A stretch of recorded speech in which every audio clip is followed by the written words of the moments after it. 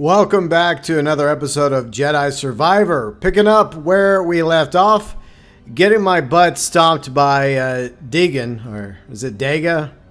Is it Dwayne? Is it? I have trouble with D's for some reason. It's a running joke on the channel, but yeah, I got stomped a few times near the end of the last episode. I think it was like 25% of the episode was me getting stomped by, I guess you could say, the main antagonist of the game. So, two things. I'm going to attempt to beat him, whether it takes one attempt or 100 attempts, hopefully not 100. And I promised Riley that I would try not to get so salty. Try being the key word. Now, I'm not saying I won't get salty, but I probably will try to be less salty, hopefully. But anyways, I thought of another fun activity I could do while we attempt to beat Daga, Deegan, Daffy Duck, whatever. I am a Star Wars nerd, as some of you know, and there's a lot of characters in Star Wars. So what I'm going to do is I'm going to talk about a different character, at least attempt to, every time I fight Big D down there. So every time I have to fight him, I have to talk about a different Star Wars character. That'll pass the time. And I'm going to attempt to try to not talk about the same character twice. And hopefully I won't be sitting here going like, okay, I need another character because I've gotten stomped like 50-something times. All right, but characters will be included from the original trilogy, the prequels, even the sequels. The animated series like Clone Wars, perhaps even Rebels, the video games, as well as expanded universe Legends characters if the need arises. So I'm just going to think about a character, and that's the character we'll talk about until I get my ass stomped. And then I have to talk about a different character. And by the way, let me know your favorite Star Wars character or characters below in the comment section. And if you're enjoying the playthrough, be sure and yeah, leave a like. Okay, so let's go try this now. Once more into the breach. So this time I'm going to attempt to use the double-bladed saber in conjunction with the dual wielding. So if I have to change up my stances in order to try to beat him, I will. So I think the first character we'll talk about is Cal Kestis, played by Cameron Monaghan. I think the first time I saw Cameron Monaghan was in Gotham. Now, he did not play Joker, but he did play basically Joker in the series. And I thought he was phenomenal in Gotham. And it's kind of interesting that I fell to my death right there because I pushed the wrong damn button. But I think Cameron Monaghan was a great actor. He is a great actor. And I really do like him as Cal Kestis. So. Alright.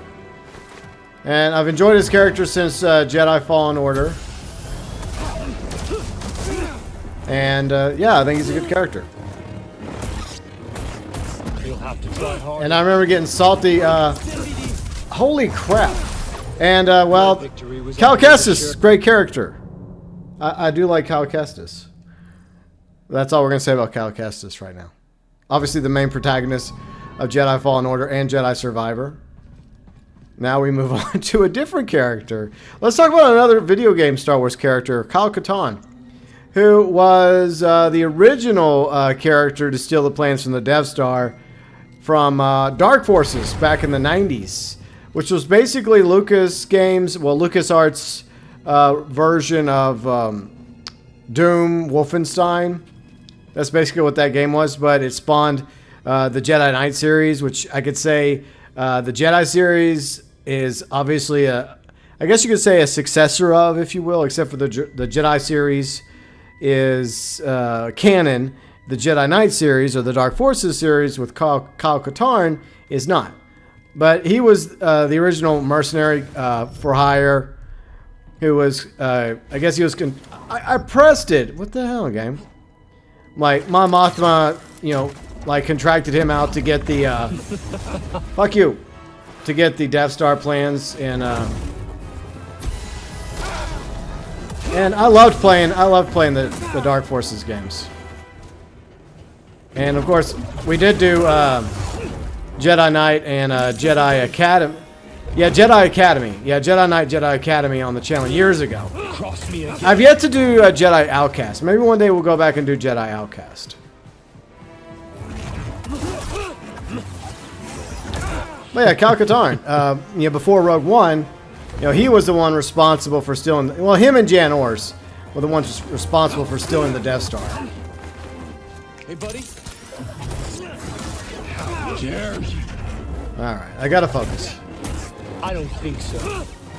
The music. But in the first game, which was set during the original trilogy, or right before the original trilogy, Kyle Katarn was not force sensitive. He was just I guess you could say, not only a bounty hunter, he was kind of a scoundrel, kind of like Han Solo. But he ended up becoming, you know, important. I guess you could say kind of a special forces type guy for the rebellion. Him and Jan Ors. So they did a lot of missions, a lot of jobs for the rebellion. And that's where also the Dark Trooper program was introduced in Dark Forces. You will fail. And then the second game took place like post original trilogy, and that was revolved around the Dark Jedi. And it turns out Cal's father was a Jedi, and he ends up retrieving his father's lightsaber, and also has Force abilities too. And he ends up later on in Jedi Outcast and Jedi Academy, part of Luke's new Jedi Academy. I think so. So yeah, Kyle Katarn, a great character. It's a shame that they never at least tried to Does it hurt? like bring him back some sort of form or fashion. But I guess you could say his successor is Andor, like Andor, because it was him and Jan Erso that, you know, ultimately take the Death Star plans along with their team in Rogue One.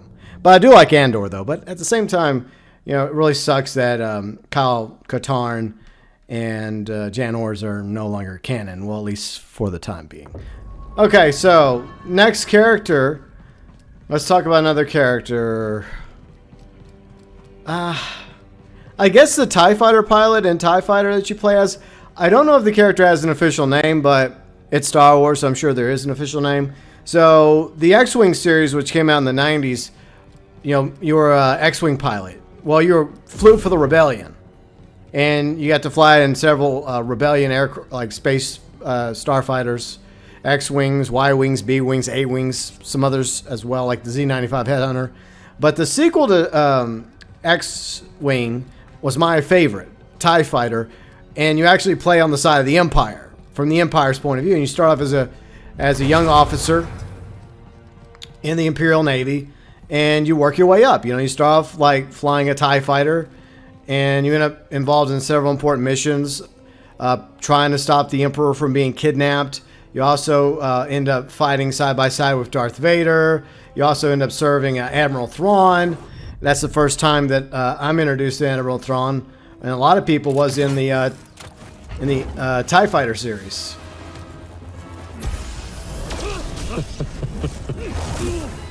So that was another, you know, iconic character, you know, Admiral Thrawn. Of course, he wasn't a Grand Admiral yet. He becomes a Grand Admiral Thrawn before the end of TIE Fighter. Still standing. And of course, they've brought Grand Admiral Thrawn back, and they've, you know, kind of made him, you know, canonical now, based off the books. Suffer. And of course, featured in Rebels, and he's also going to be featured in Ahsoka.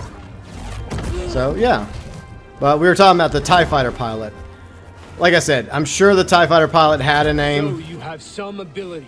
But I don't know exactly what his name is. But like I said, every freaking Star Wars character has a name, has a backstory. I'm sure the TIE Fighter pilot you play as does also. And what I like is that at the end of the game, you're still fighting for the Empire. You haven't switched sides and joined the Rebellion. You're still an ace TIE Fighter pilot. You're weak. But you end up like flying a lot of different TIEs. Like you go from a TIE fighter, you learn TIE bomber, TIE interceptor. So like, what else? TIE advance, which is Vader's TIE fighter. You even eventually get the TIE defender, which was first introduced in TIE fighter as well. And there's a few other craft you get to use in the TIE fighter game too. And yeah, so that's the TIE fighter character. Another good game from the 90s, just like Dark Forces. So I guess now I got to talk about another character. So I'm starting off with like random characters, lesser known characters that I like. Who's another one? Let me think real quick. Let me think. Marin, let's talk about Marin. You know, I like Marin, of course. That little special somebody for Cal here. So Marin, a Night Sister. The Night Sisters introduced in Clone Wars, and they like to use, I guess you could say that predominantly the dark side of the Force. But I think the thing about the Night Sisters is they're not completely evil, but like they're just not afraid to use the dark side, unlike the Jedi. Fuck me.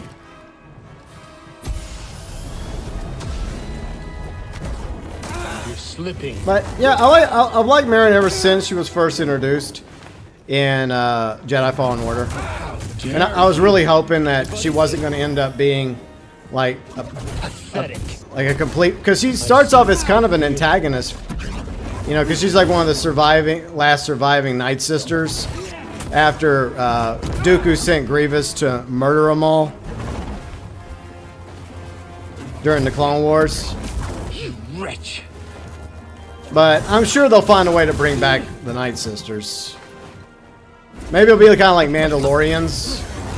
It'll be like you don't have to be like from Dathomir to be a Night Sister. You just have to like believe in. You just have to be willing to become a Night Sister. Does it hurt? But who knows? Maybe one day they'll bring back. You will fail. I am failing. You won't last. All right. Oh come on! I was freaking. All right. So let's talk about another character. Off the top of my head, I'm trying to think. I guess I'm sticking with Jedi character from the Jedi series. Oh, Second Sister. I really did like Second Sister. She was the main antagonist of Jedi Fallen Order. She actually was Seer's apprentice, and then she got captured by the Empire and turned to the dark side and became an Inquisitor. Well, and a lot of people jokingly talk about how the writers of the Obi-Wan miniseries stole almost everything about Second Sister in order to create Reva, aka Third Sister, but they didn't do it as good. Because like Second Sister's like a way better antagonist and Inquisitor than Reva was. But I thought she was a good antagonist. I really did.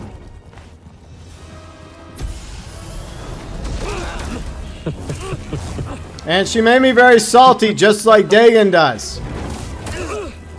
Weak. No mercy. God. Eventually I'm going to beat him, but you know, her whole story was very interesting, but I guess I didn't like the whole convenience of like her just happening to be the apprentice of Seer. I like Seer, but like why does she just happen to be like her former apprentice, right? Why couldn't she have just been someone else's apprentice and just because I mean there were at one time what thousands of Jedis in the Republic. So why does she have to just happen to be? Trivial. Fuck. Fuck. Toss it. All right. Now it ends. She just.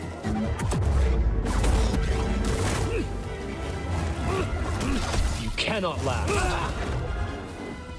Give me a stim. You're slipping. You fool. Fuck me. But anyways, oh yeah, we're talking about Second Sister. Yeah, I think she was a really interesting character, you know.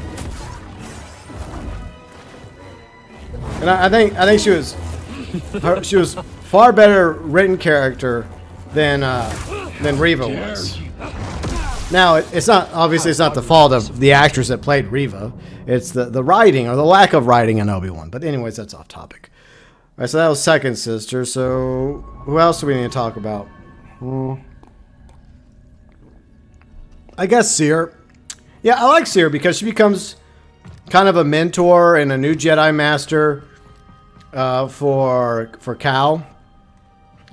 And one thing I will say, even though I do like what they've done with her character in Jedi Survivor, and this is spoilers, okay? Obviously, you have to know what's happened in Jedi Fallen Order, so I'm going to assume you do.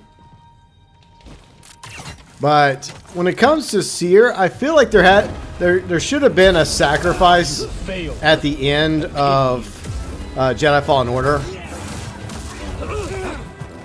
Because you end up being second sister, and then all of a sudden Vader shows up, right? You know, at the Inquisitor base.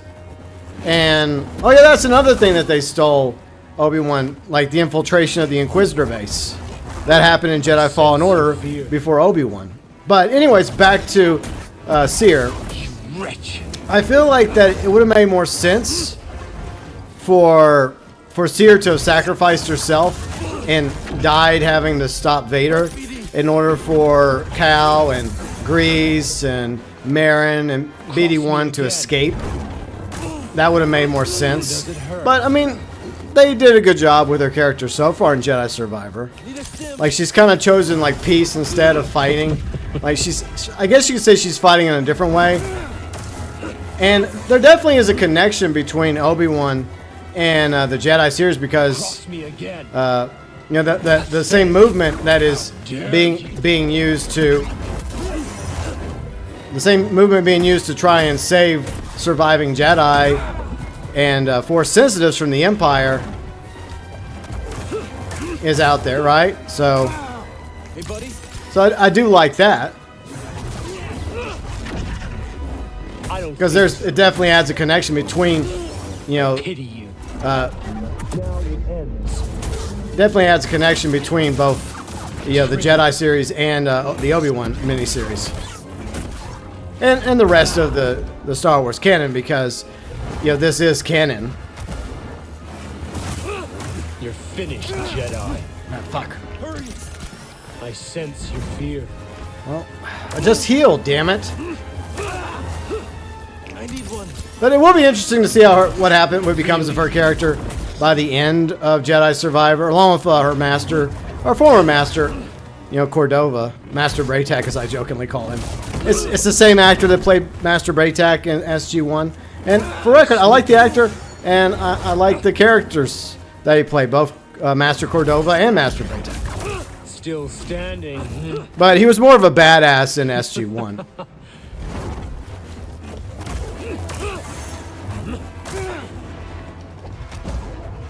And I'm about to die again. Try again. Told you. My victory was Like, I really don't know what I'm doing wrong here. I mean, I honestly don't know. All right, so who are we gonna talk about next? BD-1. BD-1. I mean, there's a lot of different droids in the Star Wars lore, and BD-1 is one of them. And I really do like BD. He's different. I mean, there's obviously aspects of him that remind me of R2.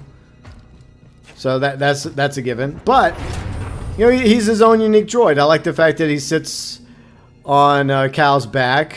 He doesn't roll around. He has different, like, abilities as well, which make him a boon. And I feel like BD-1 is a character in his own right, just like a lot of the droids are that you encounter in the Star Wars universe. I don't think so. Help me, please. Fuck me. God. But I think a lot of people really do like BD-1. Useless. Like, what would be, like, if you could have any droid in, like, real life, say any of these droids that we encounter, which one would, I think I mentioned this already. I think I mentioned what kind of droid. Like, what class droid, but which, like known, like, canonical droid. Does it hurt? Like, mentioned in, like, Star Wars lore. Would you, like, as a, fuck me. Help BD. I pity you. I just don't know if I can really beat him on Jedi Knight level, and I feel kind of ashamed about that. Because I want to beat him, but for some reason, I'm just sucking ass. No mercy. And I know how to block, I'm just slow at it. I sense your fear. And it just feels like sometimes, like, I'll block and, like, the game kind of screws me anyways.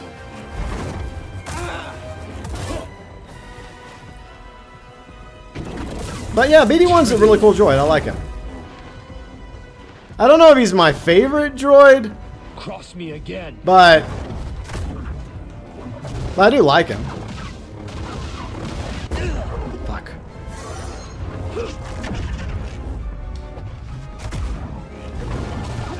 Weak. And You are but a. that's pretty much all I have to say about BD1. Pretty cool little droid.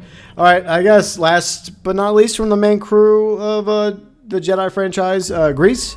I like Grease. You know, at first I thought he was going to be kind of scummy.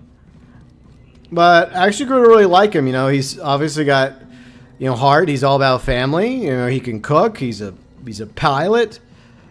He's all around a really, really nice guy. You know, it's obvious he cares about these people, you know, that come into his life. First Seer, and then Cal Kestis, and then Marin, and even BD1. So it's obvious that Grease has a heart.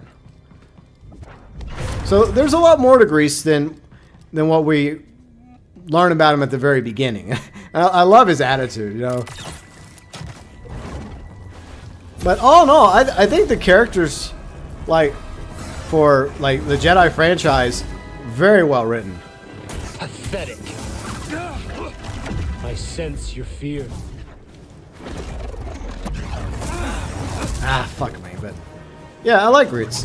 It's interesting what they've done with the characters. Of course, there's been like a 5-year jump, so that's understandable that they would change, the things about these characters would change here and there. Fuck, he just runs right through my force ability.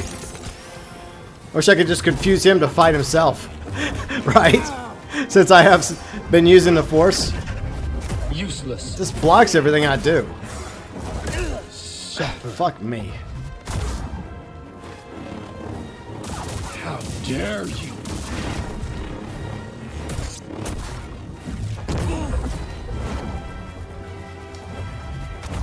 You won't Damn it. last. Stem.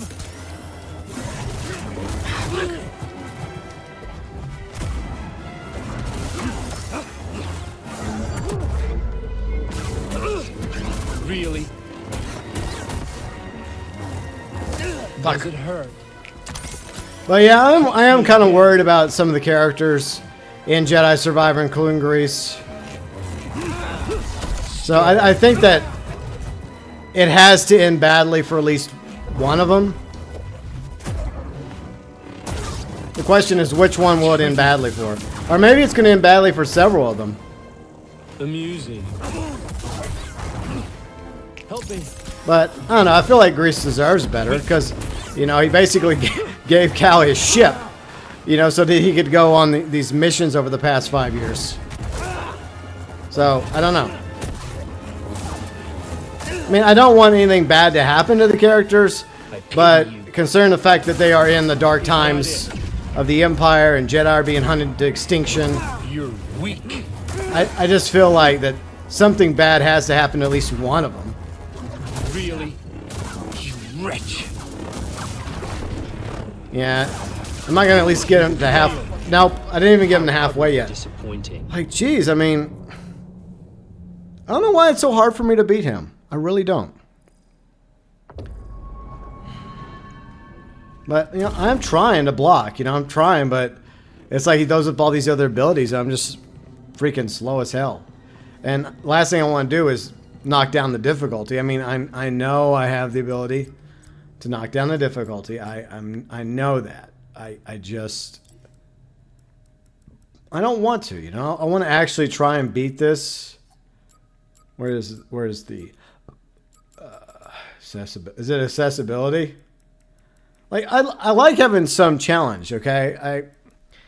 I don't want it to be easy, okay? Absolutely not. But, like, at the same time, I just really want to beat him. But I would like to beat him. Legitimately, at least for me, right? Beat him on Jedi Knight. Even if he stomps my butt like 10 more times or hopefully not 10,000 more times. But anyways, I don't know. Maybe eventually it's going to get to the point where I have no choice but to knock it down on difficulty. But I'm going to keep trying, right? It reminds me a lot about, attempting the Mafia race. Yeah, on classic difficulty. Like, hell no. That was nightmare fuel, just like this is. But anyways, okay, so new character. Okay, so I would talk about Bode, but okay, I'll talk about Bode. Okay, I think after Bode we'll move on to other characters in Star Wars. Look, I want to like Bode. I think that it's the same voice actor that voices Charles in fuck, give me the XP. I was just trying to get the fucking XP so at least I can get that back. Fuck me. Like Charles in Red Dead Redemption 2, I think it's the same voice actor. I keep meaning to look it up, but I'm pretty good at voices because I was in radio, so I do notice voices in movies, TV shows, video games, and yeah. So look, for the record, I want to like Bode. I really, really do. And I did like him at first. You wretch. But I still feel like... You won't last. Fuck. You'll have to try harder. Holy fuck me. Toss it.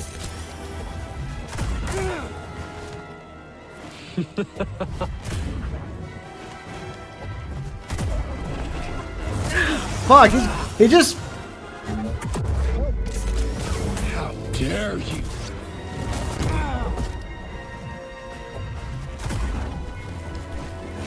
Fuck me.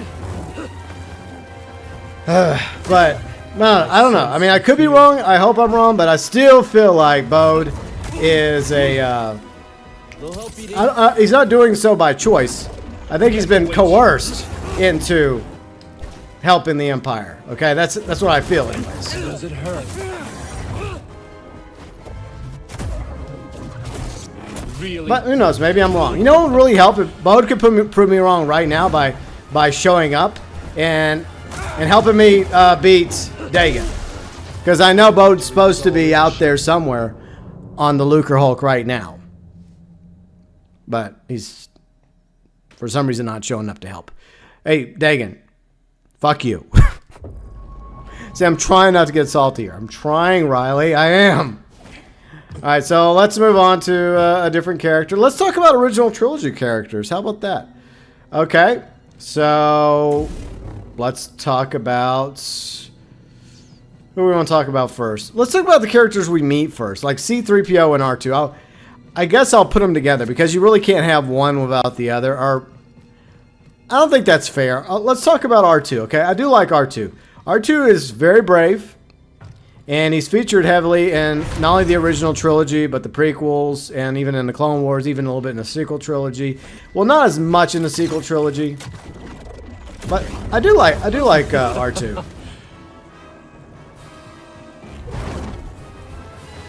Right, there's mine.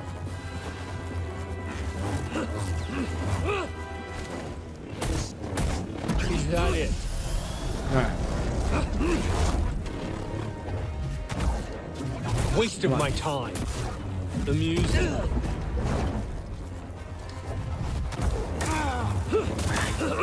Fuck me. But yeah, I think he's a brave droid. And obviously, you know, best buds with Luke.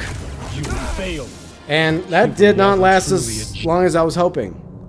R2-D2. Probably one of the best droids in Star Wars. I think he deserved more accolades than that. Okay, so let's move on to C-3PO, which I guess you could say is R2's BFF. Like C-3PO, there are things I like about C-3PO, but he can be a little whiny, a little annoying sometimes. But there are definitely times when I understand where C-3PO is coming from. But you know, I think even C-3PO has moments of bravery too. Trivial. I sense your fear. But yeah, I mean, I know there's people that hate C-3PO. I'm not one of them. I actually really like C-3PO. I feel like Han is a bit of an asshole to C-3PO, but I mean Harrison Ford is kind of an asshole in real life, so I guess that kind of bled over, you know. Help me here. Fuck me.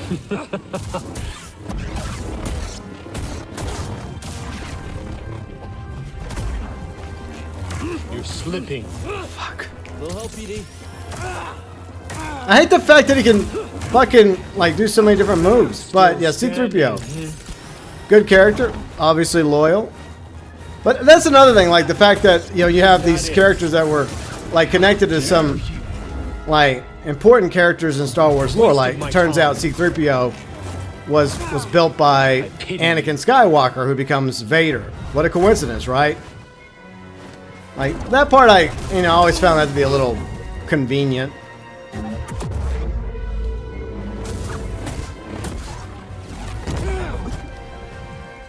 Up here. You wretch. I sense your fear. God damn it. Pathetic.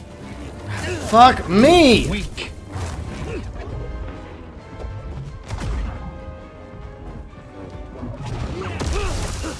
And I get stomped again. Disappointing. God, I suck. So yeah, C-3PO, R2-D2. I guess they're two great buddies. Yes, they are. Okay, next. Who else are we gonna talk about? Well, Leia. I guess Leia's the other character we first meet in New Hope, right?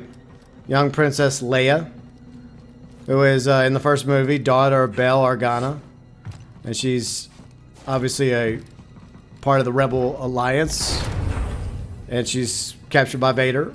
But her character, played by the late great Carrie Fisher, by the way, I think it's awesome that she got a star on the Walk of Fame. Her daughter was there in her honor, and even Mark Hamill, who plays Luke Skywalker, he was also there. So that's amazing. It's sad she's no longer with us, but there's a lot of stuff that Carrie Fisher did, not just Star Wars, but she was in Blues Brothers. I think she was in what was that movie? Was it with Tom Hanks? The Burbs, I think it was The Burbs. She was in a few films, not a lot, but I've always liked Carrie Fisher's personality. Oh yeah, she was in Jay and Silent Bob Strike Back, and Mark Hamill also did a cameo in Jay and Silent Bob Strike Back. Back when I used to like Kevin Smith. Pathetic. But yeah, Leia, strong female character. Long before Hollywood felt like they needed strong female characters, right? Like, oh no. Suffer. Like, we don't have strong female characters, but Hollywood, you've had strong female characters. Because she wasn't your typical damsel in distress. She was more than capable. She was smart. She was funny. She was a fighter. She was very brave, courageous. You will fail. She inspired people. So, like, I pity you. Hollywood has had, like, brave female characters for a long time for young girls to look up to, But for some reason, Hollywood chose to forget that fact. You're slipping.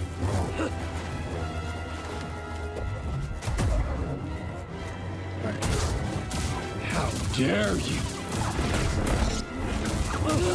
Owie. Fuck. Up here. Really? Shit. I pity you. What else can I say about Carrie Fisher? Well, I mean, Leia. Let's talk about specifically Leia. Like, I mean, obviously, a lot of people, liked her. And she was attractive. Plus, she had charisma. She had a charm to her. She had a beauty to her. I mean, there was a lot to like about Leia. And I mean, I'll say this. Look, I don't like the writing of Obi-Wan for the most part, but I think that, like, the little girl that they casted as young Leia, I thought she did okay. I just think they made her too Mary Sue-like, you know? But that was my... I have a lot of other grievances when it comes to, you know, the Obi-Wan miniseries. Feel free and go watch all my... I did actually review every single part. So if you're interested, go to the Star Wars playlist and check out my review of Obi-Wan. But overall, you know, the revelation that she was, you know, also Luke's sister, but then that one thing that was retconned in Return of the Jedi about her actually, you know, knowing her mom. Yeah, that I think that's something that. And I will strike down anyone who stands in my way. You know, one thing that I'm really wishing is me again. Game, just give me some stim packs, please. Really? You fool. But yeah, the fact that she apparently knew her mother in Return of the Jedi, her real mother, because Luke even asks, your real mother, not your adopted mother, but your real mother, and yet, you know, she said she did, but apparently she couldn't have because of what happens at the end of, you know, Revenge of the Sith with the, you know, Natalie Portman's character Padme dying. By the way, another character, Padme, played by Natalie Portman. Yeah, I've always liked Natalie Portman, even when I was a kid, you know, in the professional. Same age, by the way. She was the same age I am, so back then. All right. Wanted to clear the air with that. But I've always been a fan of Natalie Portman over the years. I mean, she's a phenomenal actress. She's been in a lot of great stuff. And I always enjoyed her character as Padme. I mean, and she came a long ways from being the young princess of Naboo to becoming a senator to, you know, falling in love with Anakin. But seriously, like the whole like, are you an angel line that actually worked, Padme? Still standing. Like, what's up with that? Oh, yeah. Before I forget, I better get my XP back. You're slipping. You're slipping. Waste of my time. Fuck me. But, you know, I really thought they did a lot of good with her character in Clone Wars. I mean, a lot of the prequel characters got really fleshed out in Clone Wars, including Padme's. You will fail. But, you know, I feel like she got a lot more time in, like, I know people don't like Attack of the Clones for the most part, because, you know, look, I like George Lucas's vision for Star Wars, but his writing for, like, dialogue's not the best. You're finished, Jedi. Not at all. Right here, BD. He could have used a lot of help in that department. How sloppy. Pathetic. I barely put a dent on him. I have one stim pack left. Oh, fuck me.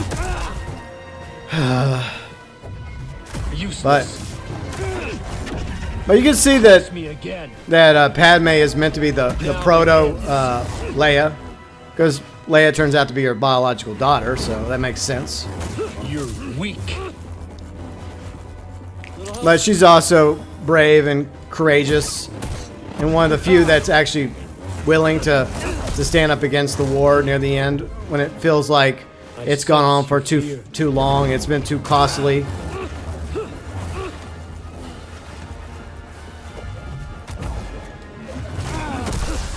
And ultimately, sadly, it does cost her life. But her children survived the war, so that's cool. Even though she didn't get to live to see them born, to actually grow up. And it's sad the way she dies, you know, the fact that, you know, the man she loved, you know, the father of her children ends up turning to the dark side. That's got to be a really bad way to spend your final moments of your life, you know. So, yeah, it's a very tragic character, Padme. Okay, new character. New character. Where are we going to go to next? I guess we'll talk about Han. Okay, look. There are things I like about Han. So I have to separate Han from the actor. I feel like Harrison Ford, even though he is an accomplished actor, and I do like Indiana Jones. Well, the first three Indiana Jones films, like Raiders and Last Crusade, Temple of Doom. I'm just not really excited about the new Indiana Jones film. I mean, I've heard so many stories about how, like, Harrison Ford's kind of a dick, kind of an asshole. But I mean, a lot of these actors are, to be fair. But I mean, I personally don't know him, so I can't make that judgment about Harrison Ford. But regarding Han, you know, I do like his character. He starts off as a, you know, as a kind of a hired, you know, scoundrel, a smuggler, and then before you know it, he ends up becoming infatuated with a young princess, and you know, he ends up becoming really good friends with an inspiring young rebel named Luke. And of course, he has his buddy Chewbacca, and so he goes from being a smuggler to, you know, being an important part of the rebellion. You're slipping. So you definitely see some pretty cool character growth with Han. I pity you. And ultimately, you know, not only does he bring Chewie into the rebellion, but he also brings his other friend Lando into the rebellion as well. So Lando ends up becoming an important part of the rebellion, and ultimately, you know, him and Leia settle down. I pity you. They don't exactly have a happy ending because their son ends up, you know, turning to the dark side. How dare you? But, you know, it's just the way it goes, I guess. I wish Dagan would have a not so happy ending. I'm tired of fighting him. Cross me What else again. can I say about Han? I mean, he's a very competent leader, fighter. He's kind of a smartass and sarcastic, so I do like those qualities about him. Waste of my time. Fuck me. Weak. Over here. But what else can I say about Han? He's got a cool blaster, and yes, I do believe Han shot first. Like that's one thing that Lucas should have never changed, is Han shoots first. Tanalor is mine, and I will strike down anyone who stands in my way. Yay! I have one stem left. We're doing great. Awaits you. Oh, come on! It's such a bullshit thing to do. It's like, holy crap! What the? Always a sure. Sorry. That was bullshit. That was bullshit. He literally just bled me dry. And I had one stem left. Come on. That's bullshit, game. Anyways, let's move on to a new character. Let's talk about Lando, right? Another scoundrel, another smuggler. You know, he was the original owner of the Millennium Falcon. Let's not talk about his droid friend, right? Yeah, less said about her, the better. But I also like Lando. And Billy D. Williams, great actor. I really feel like he was denied the chance to be Harvey Dent. Well, he was Harvey Dent in Batman. Well, Tim Burton's Batman. And they should have brought him back to be Two-Face. But they went with Tommy Lee Jones instead. I like Tommy Lee Jones as well, but... Anyway, so Lando. Yeah, I mean, Lando's charming. He's a smooth talker. He's actually, you know, come a long ways. He becomes a legitimate businessman. You know, the head of Cloud City. And then ultimately, you know, he joins the rebellion as well. Now, yeah, did he betray Han to the Empire? Yeah, but... You know, you have to look at Lando's situation. Like, he was over all these people, right? Is that it? Like, he had no love for the Empire either, but he had a whole city of people to protect. I mean, who knows how many people lived on Cloud City? Like, probably millions. Maybe. I don't know exactly how many lived on Cloud City, but a lot. So he had responsibility. So he was left with a terrible choice by the Empire, by Darth Vader. Like, either you help us with hand over Han, or we're gonna leave a garrison here. And you know, the people that... Oh, come on! Come the fuck on! That's such bullshit. I pity you. Tanalor is mine, and All right, I have three of these things left. All right, I gotta be smart here. So, I mean, I do understand Lando's point of view, you know?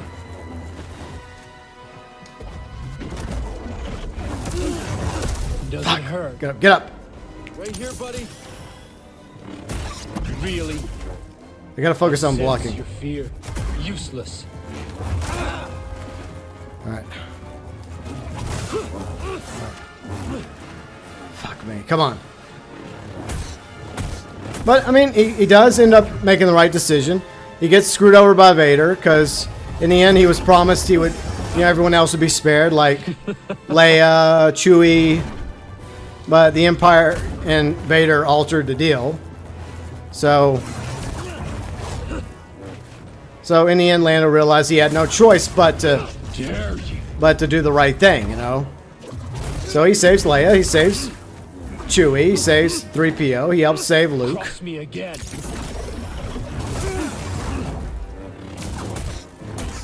Wasted my time. You have failed.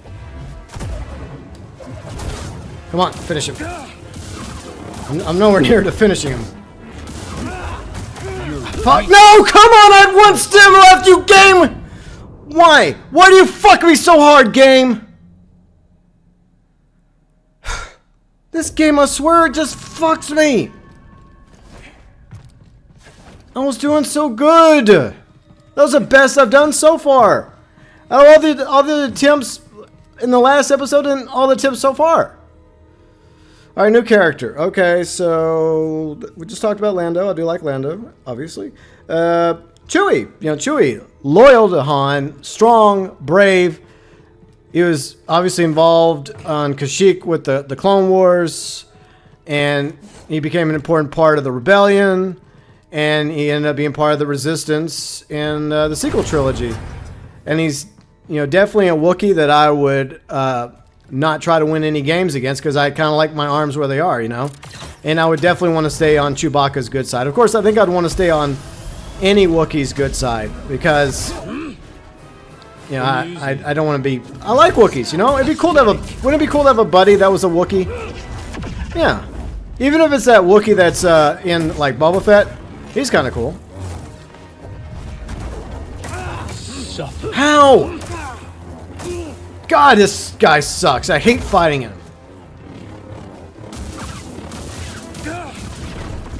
I don't think so.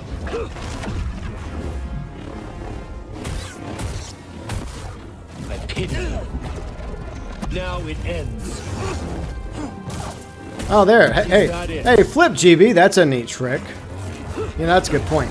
I should flip. Still standing. Holy fuck. God damn it. Waste of my time. If I had to flip you, flip and do some flips to beat you, I will. All this time I wasn't flipping. I just thought about it too. I'm like, hey, you know, you could flip, GB. I need one. Help me. I pity you. Useless. Fuck me. Even that's not helping me. Hey, bud. Stim. I don't think so. You know, they could help whenever he's charging.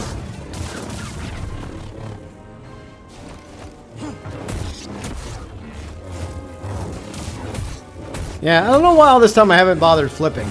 You're slipping. It's just there's so many different things, like in the game, that you can do that I just don't really think about it, you know? And I would strike down anyone who stands in my way. Holy crap. Right here, BD.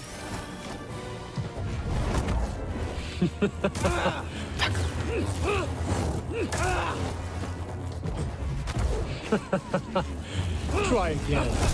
How dare you? I hate the fact that he keeps beating me. But, yeah, I mean...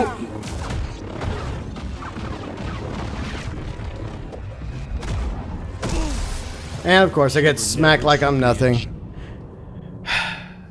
Like all this time, I should have been using flip more. I think the best time to use flip is when he's charging. You flip behind him and then you slice him. So I'm slowly but surely developing some sort of strategy against Dagan. I'll have the strategy perfected by the time the third Jedi game comes out, right? Anyways. Oh yeah, one of my favorite characters of Star Wars is Luke Skywalker, farm boy. Turns out to be son of Darth Vader, aka Anakin Skywalker, as well as Padme Amidala. But, you know, his humble beginnings, you know, being a moist farm, the son of a moist farm, I mean, the adopted son of a moist farmer, to becoming a star pilot, you know, leader in the rebellion, to becoming a Jedi. Pretty cool. I sense your fear. Really? So yeah, I do like. I don't look, for the record, I don't like the way he's handled in the sequel trilogy. Suffer. But I think most people didn't like the way Luke Skywalker was handled in the sequel trilogy. You will fail. God, come on. Pathetic. You're not it. Come on, get up, get up. Now. How dare you?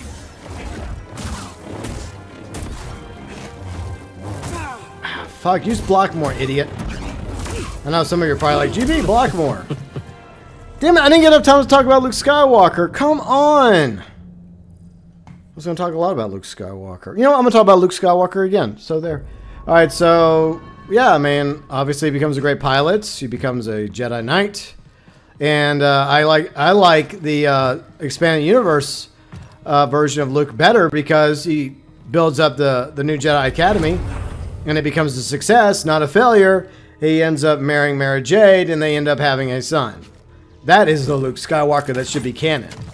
And of course, who doesn't love the finale of... Does it hurt? Fuck you, asshole! God damn you! I'm trying to talk about Luke Skywalker, asshole! I know he's not around yet. I mean, he is around. He's just a boy right now. But still. Now it ends. I'm tired of fighting you, I swear to God! I don't think so. You're slipping. But yeah, I mean, I don't even think Mark Hamill liked the way... Like, it's been mentioned a few times that he didn't even like the way Rian Johnson handled his character.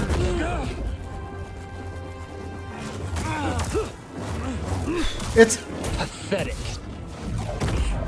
It's like it gets harder the more you fight him, or else you just get fatigued.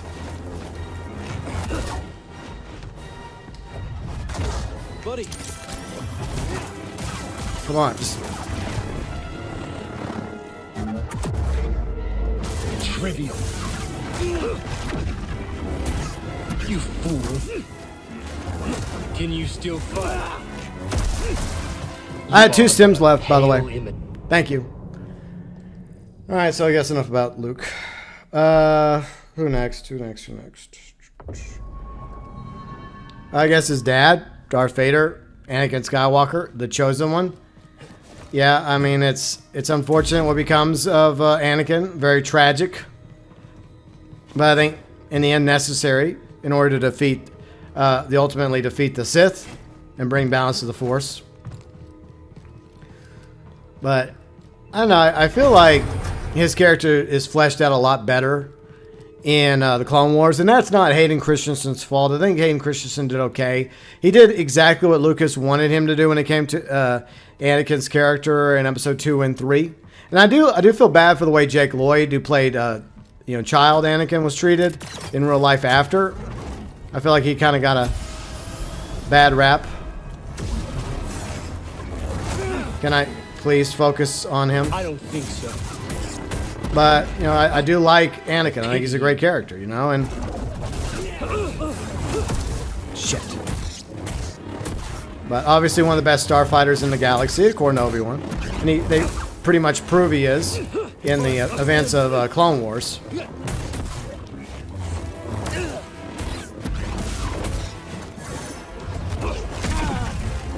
That's great. Throw it. Really?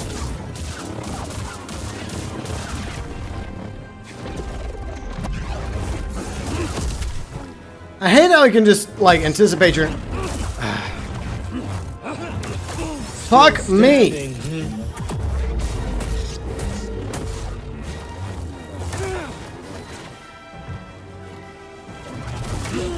Fuck! Suffer. I just... I need help. Come on, fight him! You wretch. But... Yeah, I would say, yeah, I mean... I mean, the moments between like Vader and Obi-Wan, especially in the final episode of the Obi-Wan miniseries, were good. But I mean, I feel like the whole Obi-Wan miniseries was unnecessary. But I do like the whole like redemption arc, the tragic hero of Anakin Skywalker, and the fact that in the end he does find redemption by, you know, turning on the Emperor and saving his son. Does it excuse or forgive all the evil that he did as Darth Vader? No, but at least he played an important role in saving the rebellion and his son and his daughter as well, and defeating, you know, Palpatine until he somehow returned. Okay, so who's next? I was talking about the Emperor, probably one of the most evil characters of all time, and he's probably up there with Luke as one of my favorite characters. I know that's crazy to think about, but I've always been fascinated by the Emperor, you know, from the original trilogy when we just knew him as the Emperor, to TIE Fighter, and that's where I first learned that his name was Palpatine. You know, Emperor Palpatine. I didn't know he was called Darth Sidious until the prequels. But I loved how manipulative he was and how powerful he came across. Like, he just took things... I sense your fear. Because up until that point, you know, in episode 4 and 5, you know, Darth Vader's the big baddie, right? You will fail. And but he's not the ultimate bad guy. He's not the ultimate antagonist. You know, it turns out, you know, there's one just even more powerful and evil than Vader. You're slipping.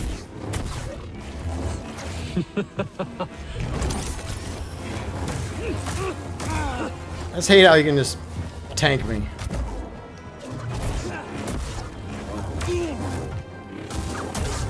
Come on. But, and then in the prequel, I mean, you know, credit to Ian McDiarmid, you know, such a phenomenal actor. Weak. And once again, I feel like I get screwed over again. I've been at this for nearly an hour now. So this is just ridiculous.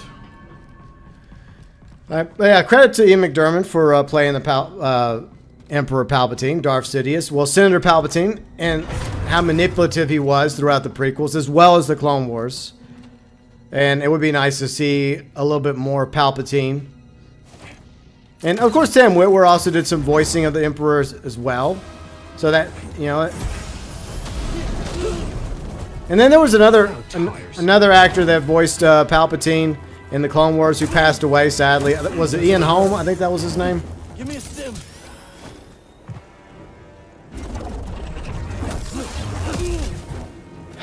Fuck, it's like once he goes into that attack mode, you can't do anything about it. You're just fucked.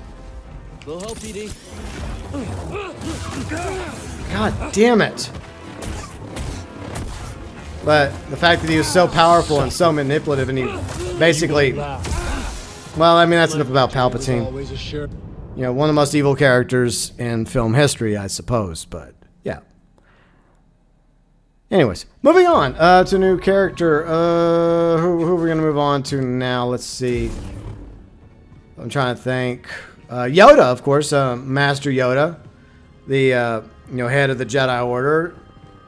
Probably Grogu's dad, right? Grogu, you know, son of Yaddle and Yoda. Not, I don't know. Probably not. Or maybe so.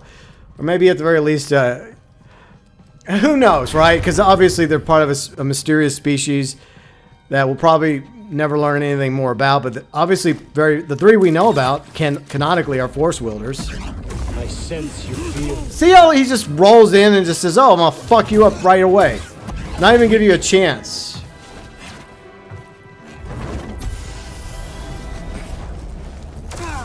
Hate that. Trivial. Fuck me. He just tears me apart. But yeah, I mean, Yoda, I mean, great character. You know, he's, you know, obviously they fleshed out his character a lot in the Clone Wars as well. And the prequels. Still standing. You know, voiced by the one of, like, Frank Oz, you know. So I don't think so.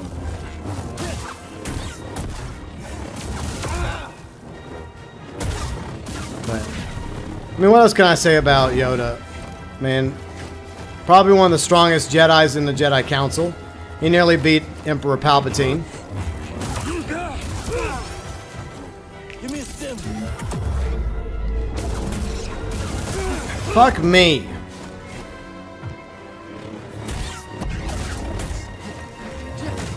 You will fail. Buddy, help. God damn it. You wretch. Amusing. And by the way, I didn't have a problem with them giving him a lightsaber. I mean, they could have easily just said, no, Yoda doesn't use a lightsaber, he's just really powerful in the Force. But, I don't know, I mean, I feel like at one point he was a Jedi Knight, and it makes sense for him to have a lightsaber. And to be as skilled as he is, I mean... How dare you? Alright. Tanlor is mine, and I will Oh strike down yeah, anyone who halfway stands point, in and my I way. once again have no stems. That's awesome. Not that it fucking matters, because I think I had like, I did really good at one point, and I even had like 3 stems, and I still get fucked over by him.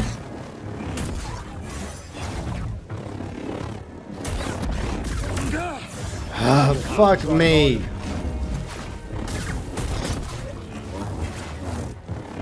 Really? What's really sad is I feel like there's probably at least one more time I have to fight him. And I really wonder how I'm going to fucking beat him a 3rd time. Because I think it was the same way as I know I mentioned this in the previous episode. You're weak. Anyways, back to Yoda. Great character, great Jedi Master. You're slipping. It's unfortunate Such that I died there. But Yoda became one with the Force. The end. Okay, next. Obi-Wan. I guess Obi-Wan, a great character. You know, he starts off as Ben Kenobi when we first meet him in the original trilogy. He becomes a Force Ghost, but he still manages to be a mentor of Luke, even as a Force Ghost. His character is fleshed out as an apprentice to Qui-Gon Jinn, and he goes from an apprentice to, you know, Anakin's master, to a Jedi Knight in his own right, as well as a member of the Jedi, the Jedi Council. You know, he ends up getting on the High Council, which is pretty impressive for someone like Obi-Wan Kenobi. His character also gets fleshed out in the Clone Wars, but live action, you know, played by Ewan McGregor. He does a great job. And the counterparts on the TV series and the movies, for the most part, did good jobs voicing the characters as well.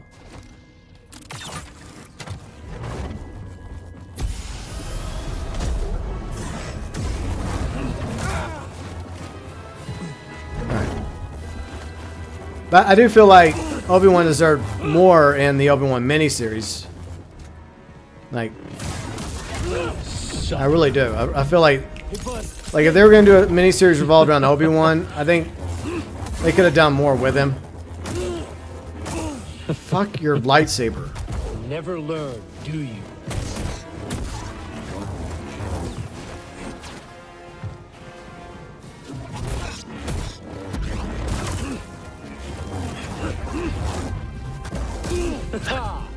I need one.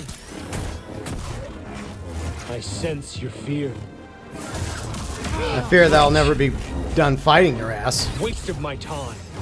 Maybe I died doing this, right? And I was sent to the bad place, right? and I'm doomed to fight this for the rest of my afterlife. I pity you. But I mean, we do learn a lot more about Obi-Wan in You're weak. Right here, bud. Really? How dare you? fuck. God, this sucks.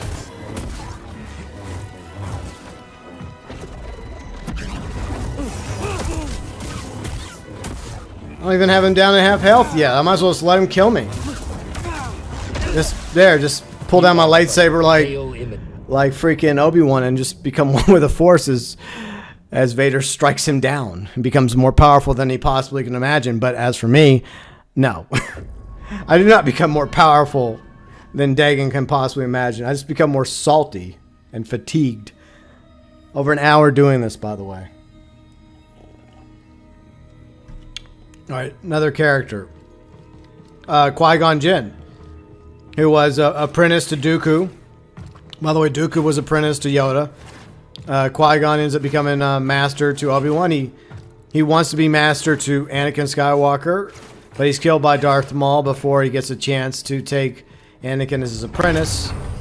Because the idea was, like, Obi-Wan's ready for the trials. He's ready to become a Jedi Knight. And I'm ready to take on a new apprentice, Anakin. But somehow Qui-Gon learns to commune with the Force and teaches Obi-Wan and Yoda how to become one with the Force. I always found that whole idea to be weird. You think that all the Jedi would become one with the Force, you know? Cross me again. You're slipping. At least, maybe like the ones that are like really worthy would become one with the Force. They wouldn't just Think so. like die. No mercy. Oh yeah, I can do that to him. Help me. Doesn't really do much to him, does it?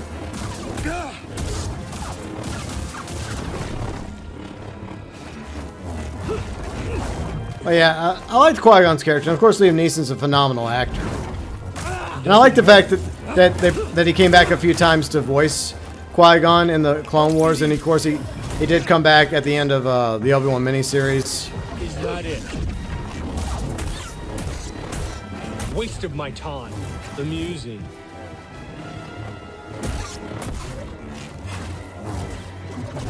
Come on. But you know, I can tell to the Jedi. I wish we had more time with him and younger Qui-Gon and like Dooku. You won't laugh. Are you Give me a stim. fucking kidding me? I need something, buddy. Amusing. Weak. Pointless. Suffer. God damn it! Right here, bud. No, I was taking my stem. Oh, you gotta be kidding me! I'm never gonna beat this game. At this point, I'm never gonna beat this game. Why? Alright, new character, GB. You gotta keep this going. Alright, so since we're talking about prequel characters, Jar Jar Binks. Misa Darth Jar Jar. Using Big Juju now, Jedi Pawn Scum. So, is Jar Jar actually a secret Dark Lord of the Sith? Like, I don't like the way Ahmad Best was treated after the prequels. He's just another actor, and I do like the fact that they gave him another character, Kelleran Beck in Mandalorian, which is, I guess he was a Jedi that escaped the Purge and saved Grogu. Cross me again. So I think he deserved better than the way he was treated. He's obviously a very talented actor, and I thought he did a great job, mocapping and voicing Jar Jar. It's just the writing that people didn't like. But did Lucas have intentions to make Jar Jar a Dark Lord of the Sith? I don't think so. I know that's always been the running joke, is that was what Lucas had in mind for Jar Jar. But I think Lucas probably did exactly what he wanted to do with Jar Jar. He ended up being the one that... God, I hate freaking Dagon. I think it was always like poor Jar Jar that was going to be manipulated into giving like Palpatine executive powers. It's just that they kind of watered down Jar Jar's character, so we don't get as much Jar Jar in. You are but a pale in. Why do I do this to myself?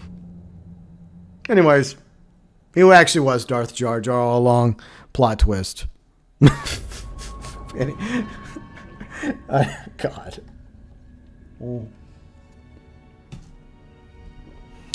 Alright, how much longer do I have to endure this torture before I knock it down to easy mode? Well, not easy mode, but a lower level. You know what? At the 2-hour mark, I'm just gonna say fuck this and knock it down a level. If I don't beat him, I want to beat his sorry ass. I've been fighting him for, if you combine the last episode with this one, for a quick minute now.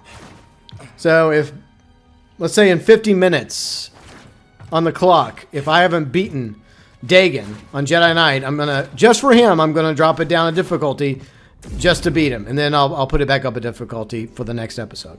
Okay, so we talked about Darth Jar Jar. Who else are we going to talk about? Captain Panaka. Let's talk about Captain Panaka. You know, he was in charge of the Queen's security on Naboo, and then I think his nephew, Captain Typho, ends up taking over. So I guess we can talk about Panaka. And I like the actor that played Panaka. He was only in like one.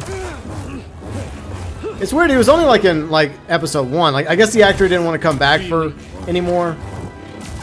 But you know, I mean, he got a lot of screen time in episode 1, and I thought he was, you know, a very competent security guard. And he did his best to protect Queen Amidala, you know, aka Padme.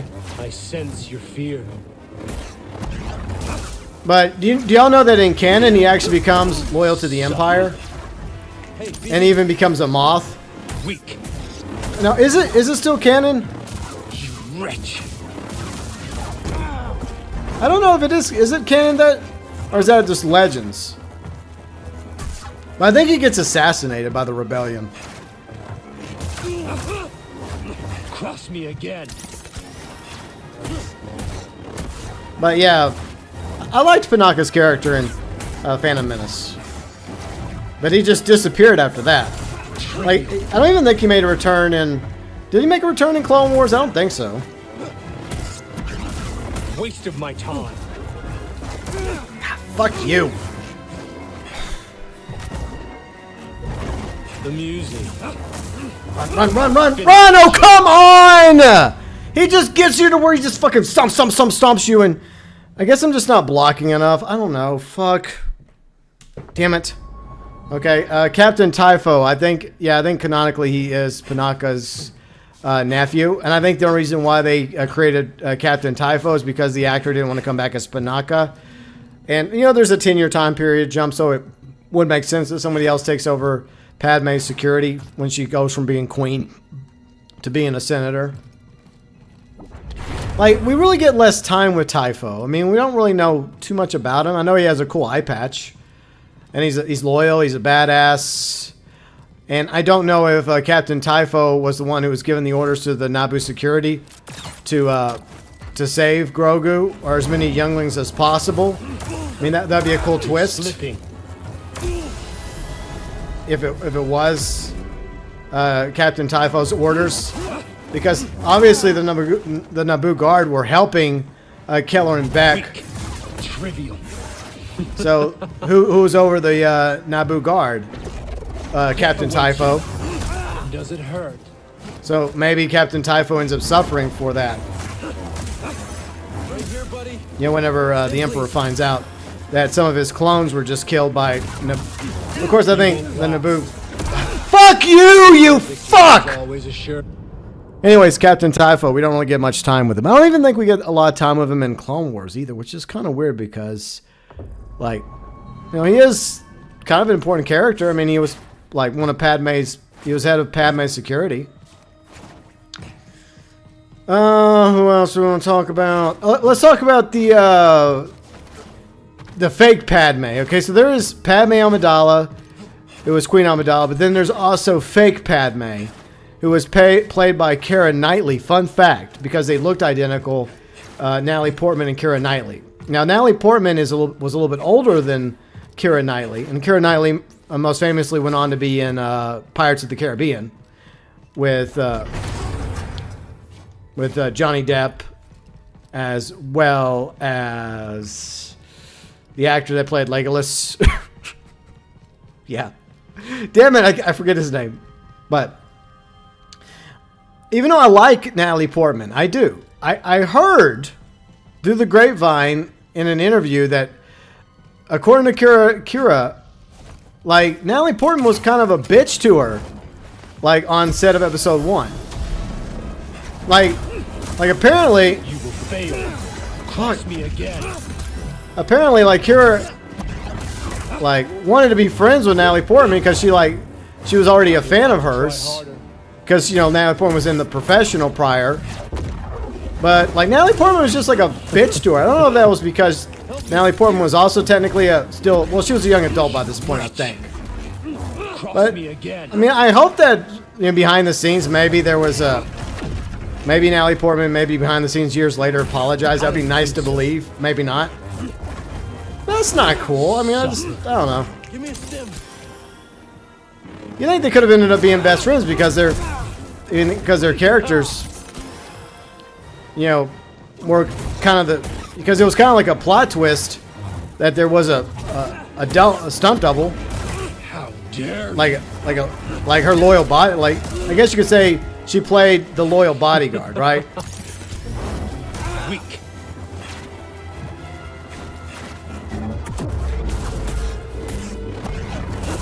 God, I'm already out of stems. Why do I even bother?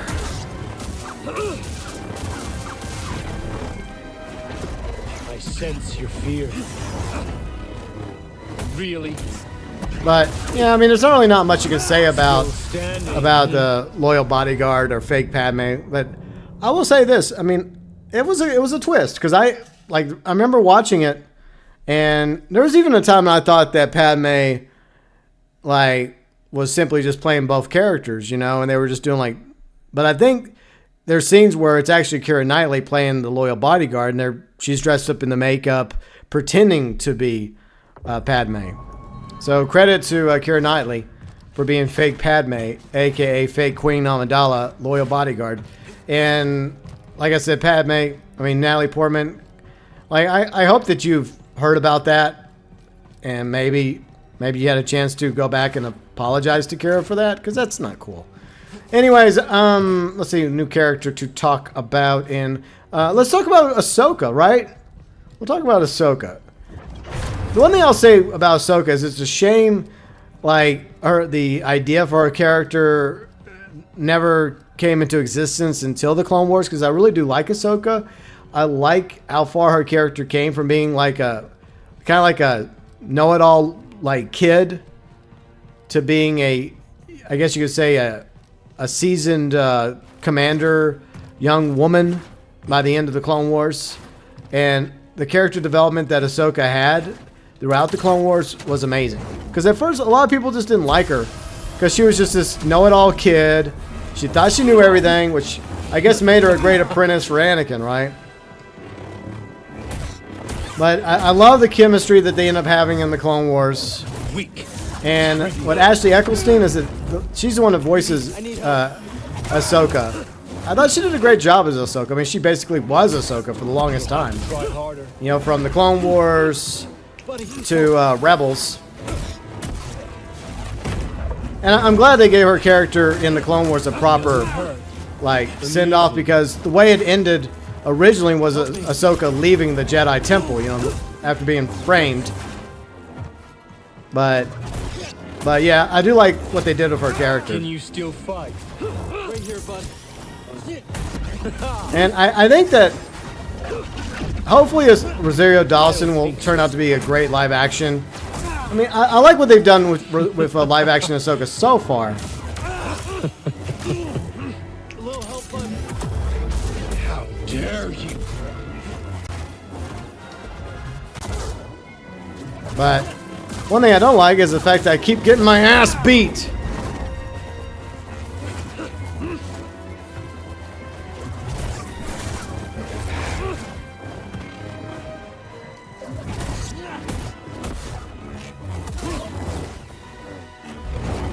Really? Come on. I pity you. You're slipping.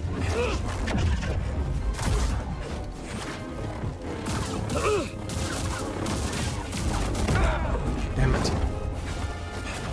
But yeah, I mean, I am excited for the Ahsoka series, and I look forward to seeing I sense your fear. what happens with her character there. But yeah, I mean, Ahsoka, amazing character. So props to Dave Filoni for, developing her character from, the the very, very dated Clone Wars movie to the series, which she obviously got way better. And now with the live-action version of adult Ahsoka, played by Rosario Dawson. I just hope that we have... I really hope that they like bring Luke Skywalker on board to some degree. They better not just have him like be a no-show, because you think that Luke would want to spend some time with Ahsoka, who was his father's apprentice, which is kind of like a aunt, kind of like a younger sister. Well, yeah, because that was kind of like the relationship between us, like Anakin and Ahsoka, like a brother-sister thing. So in a way, Ahsoka's kind of like Luke's aunt. So it would be nice to see some time between the two of them, and Luke to go out there and join forces with Ahsoka and help her against Thrawn and whatever those two dark Jedi characters happen to be. Now, I don't want Luke to steal the show, but it would be cool if Luke was involved to some capacity in the Ahsoka series. Anyways, new character. What should we talk about next? Din Djarin. Let's talk about Din Djarin, okay? So I do like Din Djarin, even though I feel like Pedro Pascal gets too much credit because there's two other actors that are predominantly in the suit. I mean, yeah, he voices Din Djarin, and whenever the mask is off on rare occasions. So I mean, I give Pedro Pascal. I mean, look, Pedro Pascal's a great actor. He was great in Game of Thrones. I haven't watched Last of Us because I don't really care for Last of Us, but I hear he's great as Joel. He's been in a lot of other good stuff too.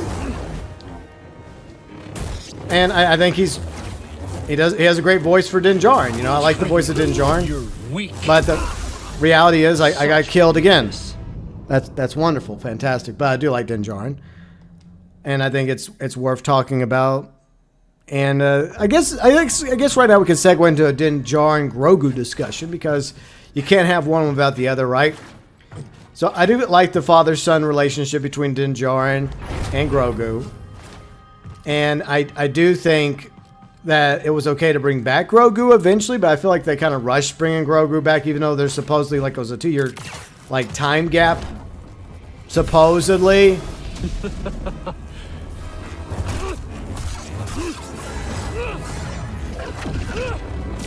How dare you? But, I mean, he's a badass Mandalorian.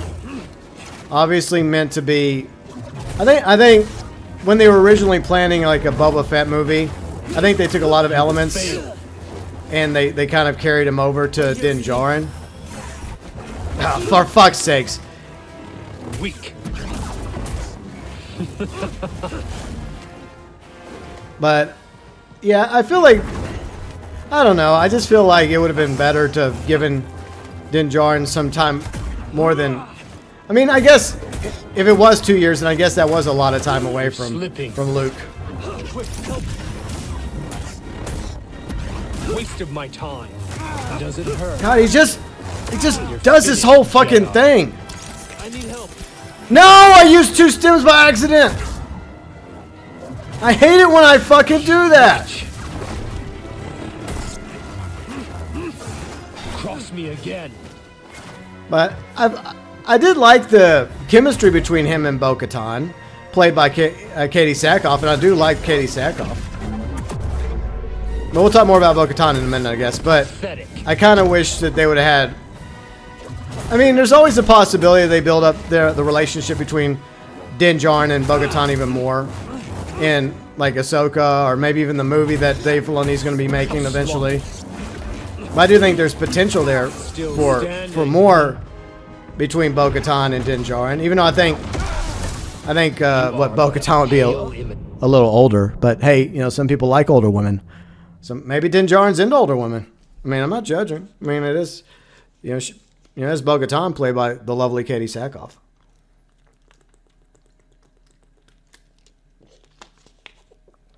But if there is a Mandalorian season 4, they need to go back to focusing predominantly on Mando, a.k.a. Din Djarin.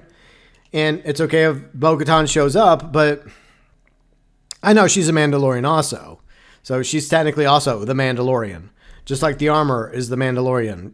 Just like Din Djarin is the Mandalorian. So it doesn't bother me as much. But Din Djarin is supposed to be the main character. And the supporting characters is supposed to be Grogu, Bo-Katan as well. But let's talk about Bo-Katan. It's a good segue. Oh, I didn't talk about Grogu. Fuck. Okay, we'll circle back to Grogu in a minute. Because you kind of have this whole mother, father, son thing going on between those three, right? Well, in season 3 of Mandalorian. By the way, I did review seasons 1, 2, and 3 Mandalorian in case anyone's interested. Star Wars playlist along with all my other Star Wars content, FYI. So, Bo-Katan played, well, she originally was voiced by Katie Sackhoff in the Clone Wars. And she was a member of Death Watch, and she was kind of an antagonist. She was also the younger sister of Duchess Satine, which was the love interest of Obi-Wan. Sense your fear. And I like the way her character grew. You know, her character literally grew up in the Clone Wars. Because that's the only way to justify, you know, like the fact that she still kind of looks young post the original trilogy, right? So, my headcanon is like Bo-Katan is technically like, she was like maybe like a teenager when she went off to fight in Death Watch. So that's kind of how I feel about it.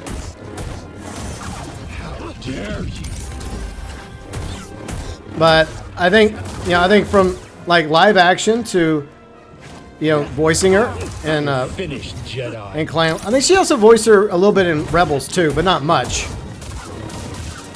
But I thought, you know, her character definitely came a long ways, you know. Now, originally,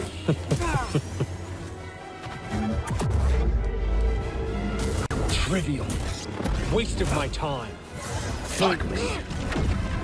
but originally, I thought that her character wasn't going to be alive. I thought there was going to be like a flashback of her being defeated by, like, Moff Gideon in order for Moff Gideon to get his hands on the Darksaber. But that's, as we learned, that's not what happens because she's reintroduced in season 2 of The Mandalorian, and she plays a much bigger role in season 3 of Mandalorian. You will fail. But I do like the direction they take her character in Mandalorian, so I think it was cool how they handle her. But I don't think it's cool how I'm being handled. Approaching the 30-minute mark. I just can't believe I'm being stumped so badly by this guy. I mean, I know I've been up against some hard bosses before, but jeez. Okay, but, oh yeah, Grogu. So we talked about Din, Bo-Katan. I like her character development from Clone Wars to being, I guess you could say, a rebellious teenager that was wanting to bring back the old ways of Mandalore. After having some losses, like losing her sister and losing Mandalore with the Purge and all that, I think her character has come a long way since the Clone Wars. So yeah, but Grogu, yeah, like I like Grogu. He's fun. He's mischievous, but he does have a lot of character development throughout the series. You see some flashbacks here and there of what happens to him in the Jedi Purge and how he survived thanks to Keller and Beck, Time to finish this. and the fact that he does generally care about Din Djarin, and he does, even though he's technically older than Din, he's 50 years old, like at least 50 or 55 at this point. You know, he's still basically a baby, you know? A very powerful, force-wielding baby. Hey, BD1. But, you know, he goes from wanting to eat everything to actually developing more force powers to slowly growing as a character. Pathetic. God damn it.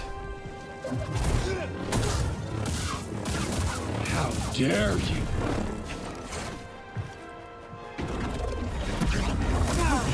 I just hate how he can do that. I hate how he can just quickly one-punch you. And there's nothing you can do about it. You zoom away and he still just catches you. Rubber bands your ass. But anyways, Grogu, you know, I like how far they've come with this character. I do feel like maybe, you know, you could make the argument that sometimes it feels like he has overstayed his welcome, but I guess he wasn't destined to be a Jedi. He wants to be a Mandalorian just like his adopted father, which, okay, that's cool. But at the same time, I guess a force-wielding Mandalorian. That works.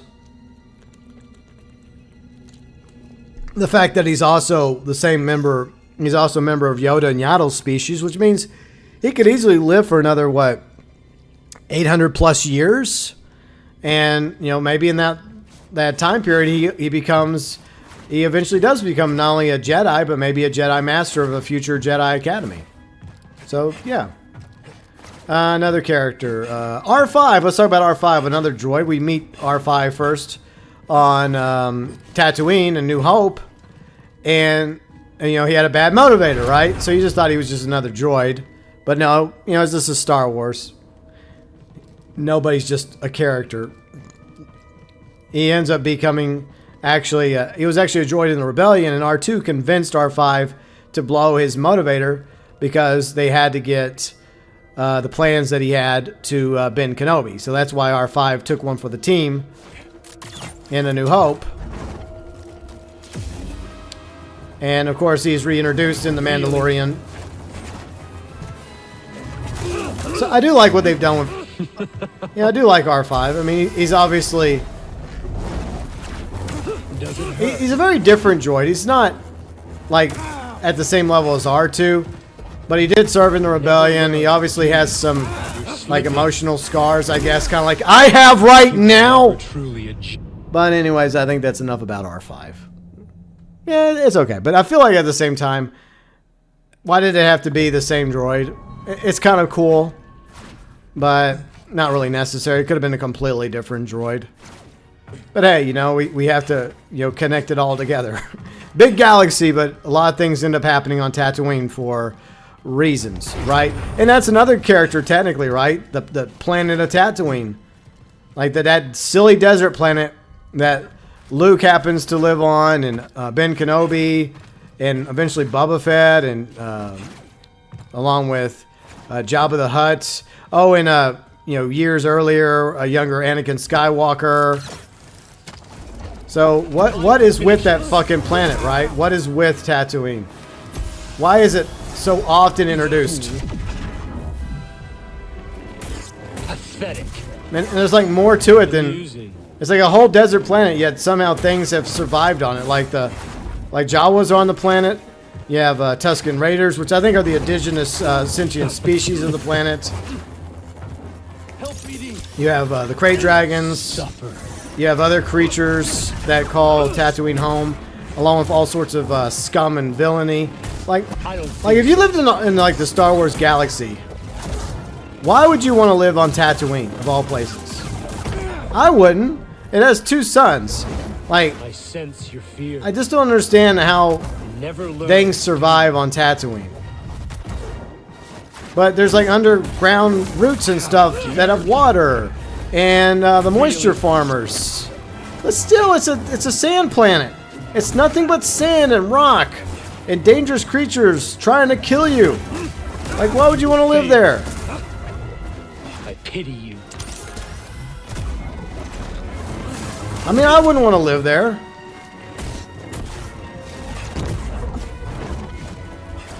Weak. I most definitely wouldn't want to live on Tatooine.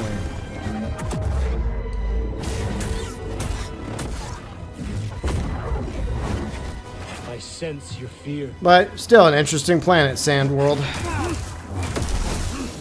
My victory was And I get 1-2-shotted. No matter how hard I try, I keep getting 1-2-shotted, you know? So I know including Tatooine was kind of a cheat there, but it is kind of a character in its own right. Who else do we got? Let's talk about a sequel trilogy character. Let's talk about Finn. So Finn, played by John Boyega, and I feel bad for John Boyega because I think that Finn deserved way more.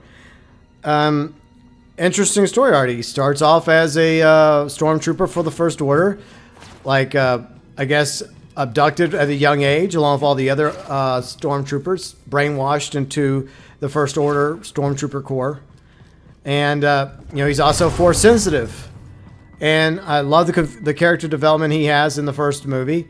They kind of screw him over in the other movies.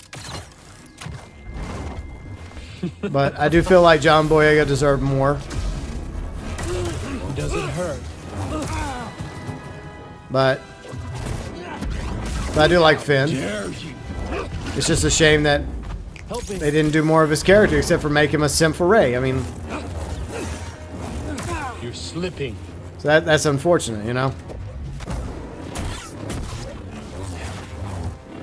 Wasted Come on. my time. And that was it. I mean, there's so many things I've said negatively about like Last Jedi over the years.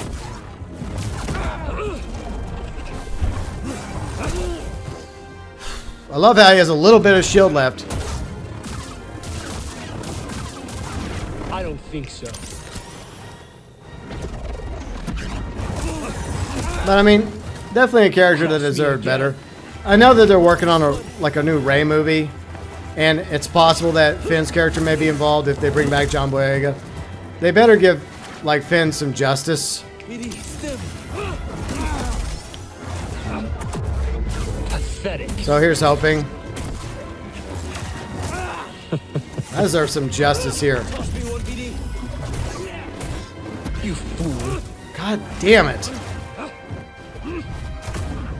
Cross me again. But I can't really say much about Finn because Never learn. he kind of gets screwed over, you know?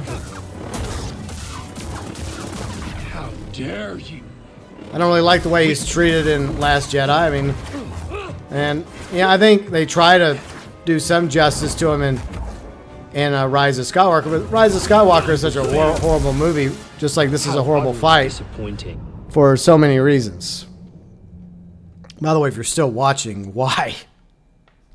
Why are you still watching? You just like to hear me suffer? Next sequel character, Poe Dameron. Resistance fighter, ace pilot. Was supposed to originally be killed off, but they, I guess Oscar Isaacs begged J.J. Abrams not to kill off his character, and, well, J.J. complied. And his character kind of became wasted as well. I mean, I hate what they did to his character in Last Jedi. I hate what they did to a lot of characters in Last Jedi. I also hate what they did to Rey in Last Jedi, so... But, yep.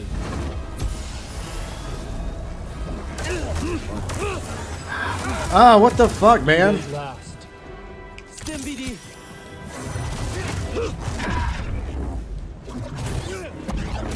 How dare you? But yeah, I mean, I don't like how they made him such a freaking hothead I pity you. in like Last Jedi, because he seemed like a pretty competent leader, and when we first meet him, and I do like the bromance between him and Fan. You know, they definitely get along almost right away. I do like the chemistry there. But, you know, like... Trivial. I just don't like the way they treat him in Last Jedi. But, I mean, that could be said about a lot of the characters in Last Jedi.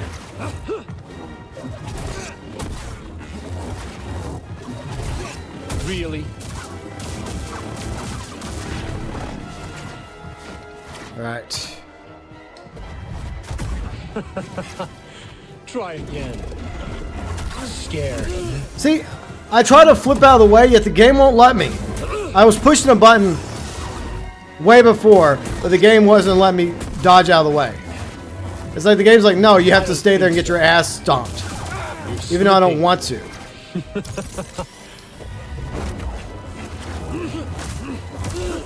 God damn it. Fuck. Why? Now. Pathetic. Does it hurt?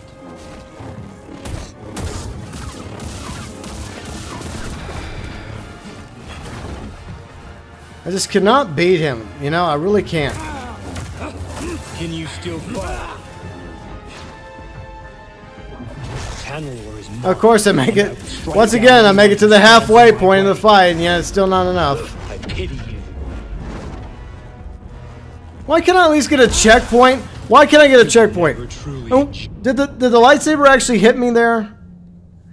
It felt like, I don't know, I mean, the lightsaber, I hate that the spinny thing, you know? It just fucking sucks. Next character. Who do we got? I guess Rey. I mean, believe it or not, I actually liked Rey in the first movie. I mean, yeah, do they make it seem like she's a little bit of a know-it-all? But I mean, she did spend a lot of time in the desert of Jakku, aka Tatooine 2, alone. And maybe she learned a lot while she was out there. Plus, she's very smart. We should just fuck off and run away, to be honest.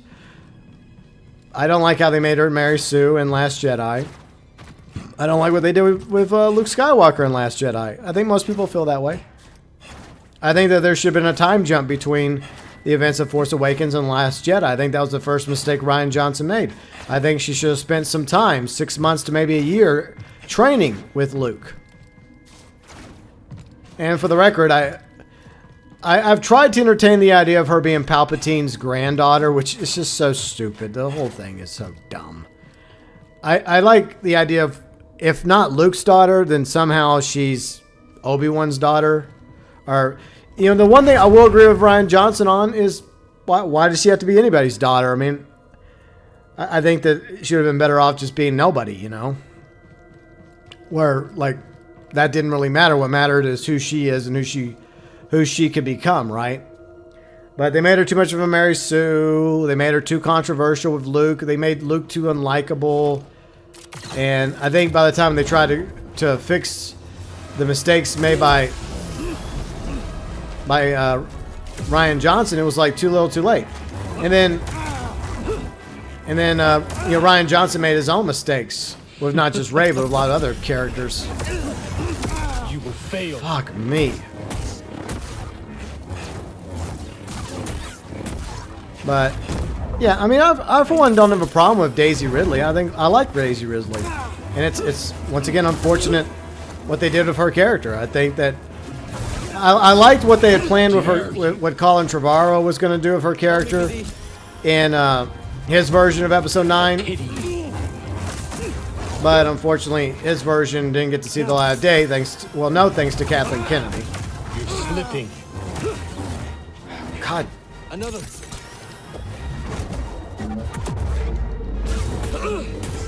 How smart. Fuck me. See, you lift him up and it doesn't really fucking matter. Does it hurt? Just stomps you, no matter how hard you fucking try.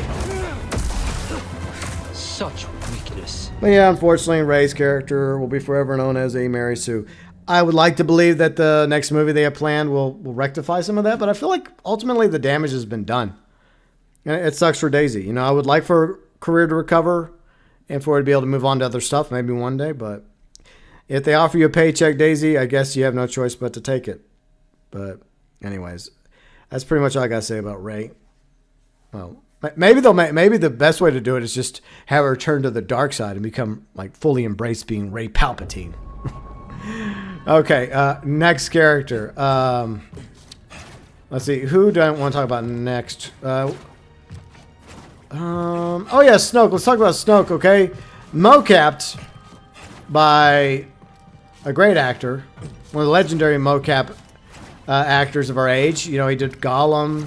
He also mocapped King Kong in the Peter Jackson King Kong film. You know, I do like the actor that played Snoke. Damn it, come on, his name. His name is on the tip of my tongue. I'm a big fan of his, but yet, if you're a big fan, GB, then why can't you remember his name? Because I've been doing this for nearly 2 hours now, and my brain is fried. I've been lightsabered and force pushed to the point of oblivion. Come on, what's his name? Let me think real quick. Let me think. Come on, I know his name. It's right there. Gollum, come on, he plays Gollum. He's in Andor. I love his character in Andor. He's a great character in Andor. Are you fucking kidding me? Am I gonna have to fucking do this? Give me my phone. Charger, give me my phone. Thank you.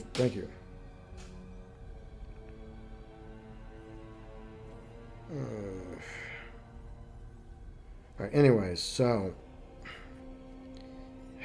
fucking I'm embarrassed I have to do this. I really am embarrassed that I have to fucking do this because I know the actor's name.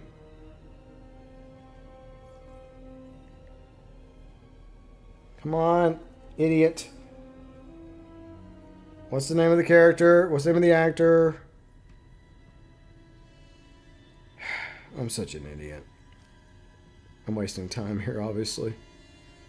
The actor's name. Andy Serkis, you idiot. How could you forget Andy Serkis' name? Yeah, it's Andy Serkis. Yeah, I mean, like I said, phenomenal actor. I had a brain fart. what's left of it. So I liked how mysterious Snoke was in The Force Awakens. Now it ends. And it's unfortunate that I'll say another thing. I don't really have too much of a problem with them killing Snoke off in Return of the Jedi because that's unexpected. But what I will say is I don't like the fact that he was nothing more than a Palpatine clone or a failed clone or something. I think that's stupid. I think he could have been a different kind of dark side user. So that's what my opinion about. I pity you.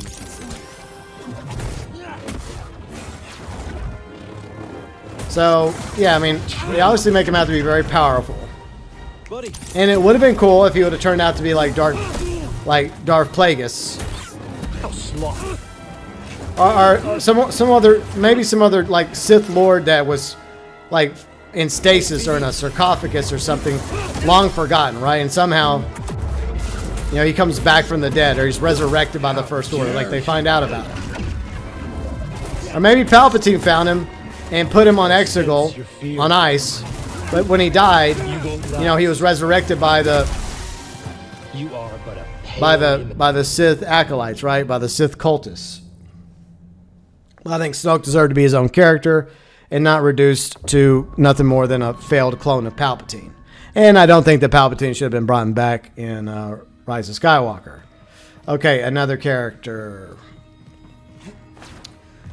Hux. Okay, General Hux. All right, so I think he was very intimidating, very scary, very Nazi-like in Force Awakens, and that's the way his character should have been in the other movies. But they basically took Hux in, you know, Last Jedi and Rise of Skywalker and turned him into a joke. So that's all I really can say. But I feel bad for the actor, and I think his brother plays Hux's father in Mandalorian, so that's kind of interesting. God damn it. I pity you. I pity me also. How dare you? But, I mean, I don't know. I just feel like Hux's character deserved more. Buddy, help. He was just turned into a freaking joke, and I don't like that. And that was another character that Colin Trevorrow was going to kind of redeem and make him scary again in Duel of Fates. And it's unfortunate that we never got to see that version of Hux, you know? Really? But whatever. I pity you. Yeah, missed opportunity when it came to Hux. You're slipping. Stim here.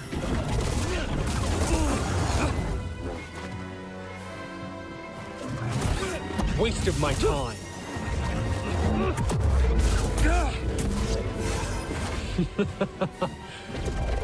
Death awaits you.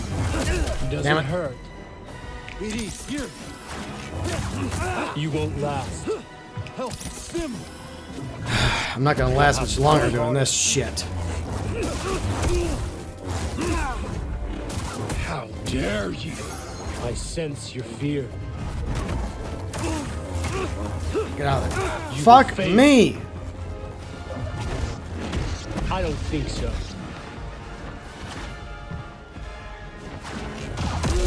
Of course he was gonna beat me. Such weakness. What a surprise. Shocking, I know. He beat me. Alright, 10 more minutes.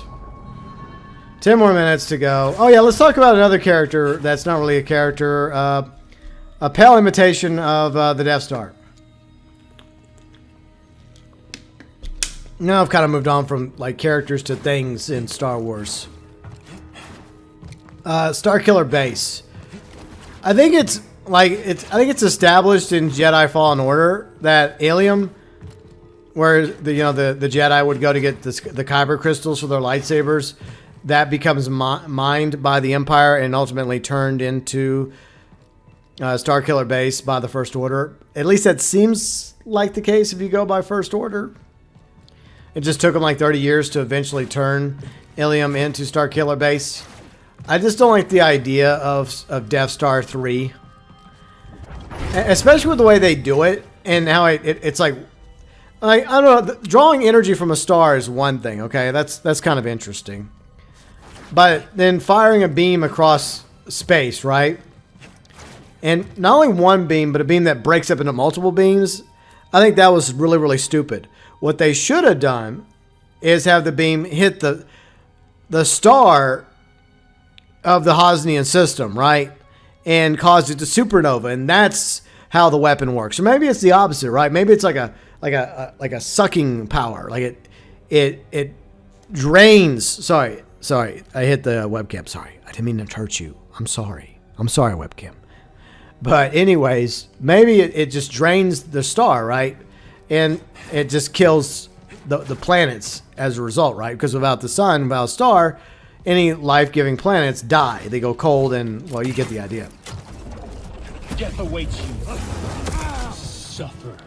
So I feel like Starkiller Base was dumb for multiple reasons. I mean, no, I thought I grabbed it.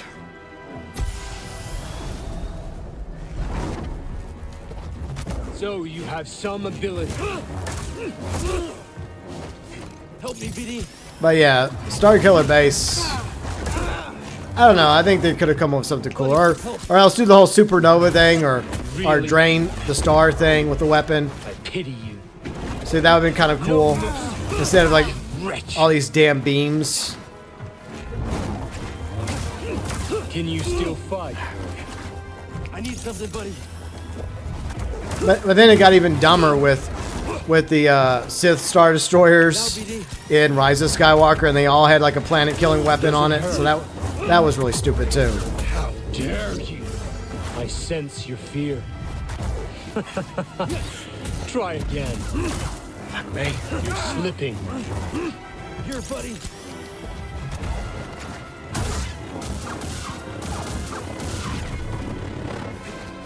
Once again, here we are.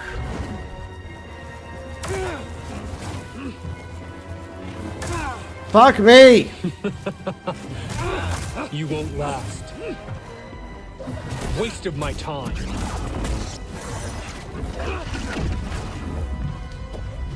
Never learn, do you? Alright, I died again. So that's pretty much how I feel about Starkiller Base. Basically, it was just a copy pasta, extra large version of the Death Star, but worse. I like the Death Star, and I feel like they went back to the well one too many times already with Death Star 2. But then again, you could understand the Emperor wanting to build multiple Death Stars. He wouldn't just be happy with one Death Star. But then to put basically a Death Star weapon on all the Sith Star Destroyers, that was silly as well. And then 10,000 of them? Like, why not just 1,000? Why 10,000?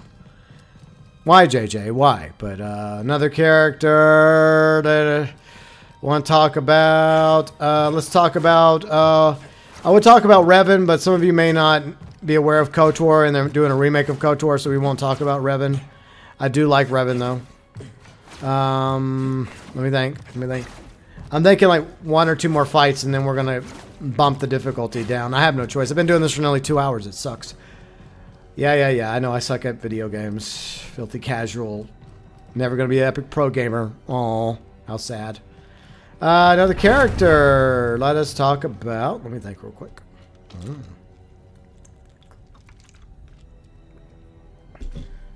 I'm trying to think of a character. What's another cool... Oh yeah, let's talk about Mon Mothma. I like the way they've handled Mon Mothma, the same actress that played Mon Mothma, a younger Mon Mothma in the deleted scene in episode 3. She also voiced Mon Mothma in Rebels, and she's also doing a live action version of Mon Mothma in Andor. I pity you. So yeah, I think I'm really impressed with how they've handled her character. They've really fleshed out her character. Because I mean, you only get a few scenes with Mon Mothma in like Return of the Jedi, and like in the expanded universe, she does become Chancellor of the New Republic for a time. So she's obviously an important character, and you know, like I mentioned with Dark Forces, like she interacts with Kyle Katarn a lot in Dark Forces. So I do like what they're doing with her character in Andor. I like a lot of the characters in Andor, by the way. It's a great show. A shameless plug for Andor. Great characters. Andor, they're really fleshing out his character, and a lot of characters they've introduced, including Andy Serkis's character in Andor. I love his character, and there's a lot of characters in Andor I really like, including Mon Mothma. Also, I like what they do with the ISB and the Empire. They make the Empire and the ISB come across as really intimidating. Really?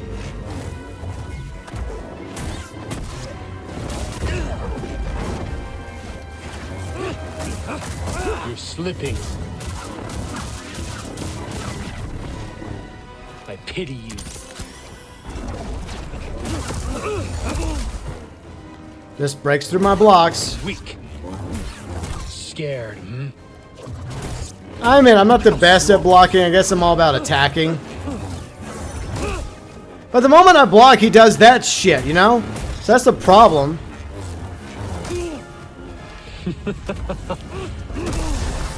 Fuck me. Utterly disappointing. Alright, one more. One more attempt. One more fucking attempt. And then that's it. I'm forced 2 hours later, plus the amount of time I got my ass stomped in the previous episode. I have no choice. I want to beat Dagon. I want to continue with this game. And if I have to take the L and drop the difficulty, then so be it. I don't have much pride left anyways.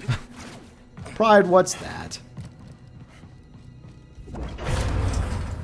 I mean, it reminds me of like when I was doing the classic difficulty of Mafia Definitive Edition, because I wanted to beat the game on classic difficulty, but I could not get past the infamous race to save my life.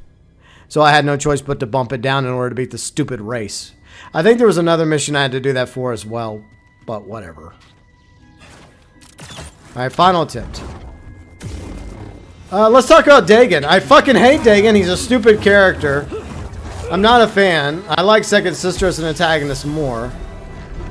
I mean, I know a little bit about Dagon. He's kind of an asshole from the High Republic era. Gives me less reason to like the High Republic. Like, why would the High Republic leave this guy alive in a Bacta tank after killing other Jedi? I wouldn't. I'd have put this bad puppy down. Because obviously he's gone bad. And the fact that he just has... I mean, like I said in the previous episode, I understand now why he was so quick to try to kill Cal from the beginning. But I would have preferred at least a mission where you're actually helping Dagon until you realize that Dagon and you have different goals. And kind of... like, he puts up this mask for you because he wants you to become his apprentice, right? How dare you? But then... eventually gets to the point where Cal realizes what Dagon's really about. But at first it seems like Dagon's like an answer, right? You know, another ally in the fight against the you know, Empire, right? And that's the way it should have been. But unfortunately it wasn't. I pity you. Yeah, pity me too. But how this one-armed lightsaber wielding maniac is able to beat my ass, I don't know. Pathetic. And for all of you that beat Dagon on harder difficulty, good for you. You are but a Good for you. You're obviously a better gamer than me. You want a golf clap? There, I'll give you a golf clap. Well done. Put it on a fucking resume. Okay, so now I have no choice. I'm going to take the L for the team. And I'm going to lower the difficulty just for this fight. I hate to have to do this. I don't want to do this, but it's been fucking 2 hours now. See what you did to me, Dagon? You knocked my butt down a Padawan level just for your stupid fight. But... I'll tell you this right now. After I'm done beating him, I'm going to go back up to Jedi difficulty. I realize the damage is done. It doesn't matter. I don't care. Video games. I'm just tired of fighting him, okay? It's been 2 fucking hours in this episode. I want it done.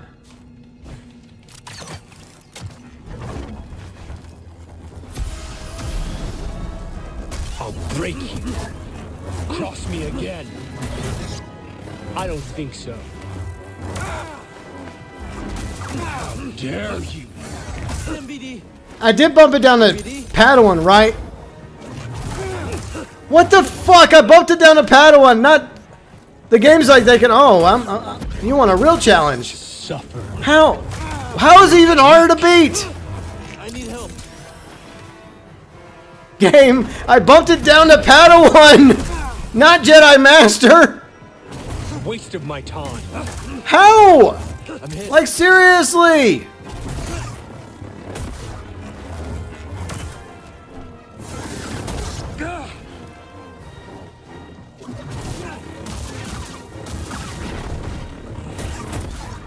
I pity you.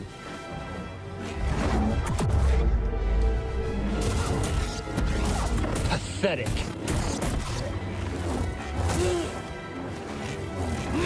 I feel like he's just as hard. Fuck me. You're slipping. How fucking embarrassing! I get lost at a fucking Padawan level? I can't even beat him on Padawan level? I'm fucking hold my hand? What is there a youngling level? Like, come on! I think I fought him enough where I could fucking at least take him on Padawan level. Like, are we sure, game? You put me down to Padawan level. It says Jedi Padawan. God damn it, game. Just please, I want this to end already so I can move the fuck on, please. Weak. You wretch. You will fail. I think the problem is I'm just so fatigued at this point that it doesn't matter that I've knocked him down to Padawan level. He's just beat me so bad over and over again. I sense your fear. Waste of my time. Trivial. But hopefully I get a good match against him in a second. Hey, BD1. Just gotta... Useless. Fuck me. Come on, Dagon. Fucking die. I don't think so. And if this is the only other fight with Dagon and I kill him on Padawan, so fucking be it. Pity you. I don't want to fight him anymore. How dare you?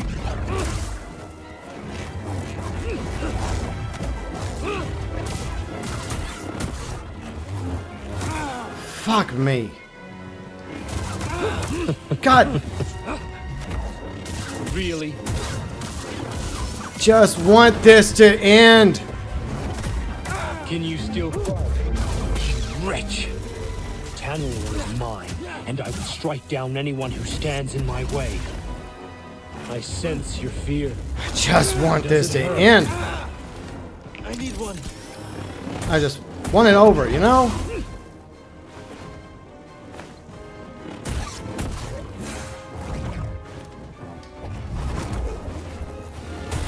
Weak. Cross me again.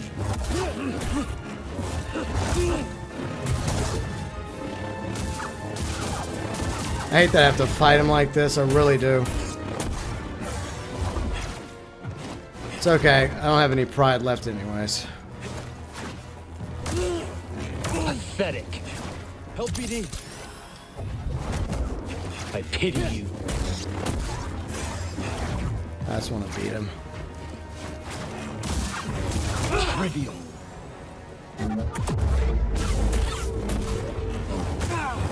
Suffer. Damn it.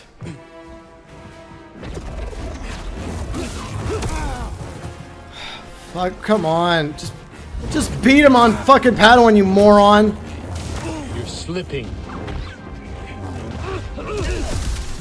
You are but a pale in the... I know, I'm pale imitation of a Jedi. I probably would have been kicked out of the academy, and I don't know.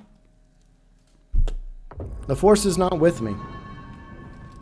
Why do I suffer? I guess for y'all's amusement. Are you not entertained? Alright, come on. I think I can. I think I can beat him on Jedi Padawan. I just gotta focus and dig very, very deep. I sense your fear. Yeah, dig very fucking deep. Because I'm done after this. I'm done with this stupid episode. Is that it? Useless. Waste of my time.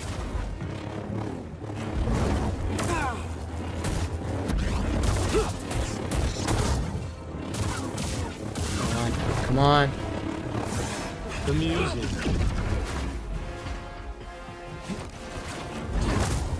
You're weak. Hey, BD. You will fail. Fuck me!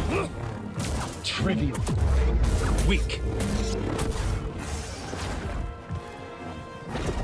No. Die. No, no, no. Help BD.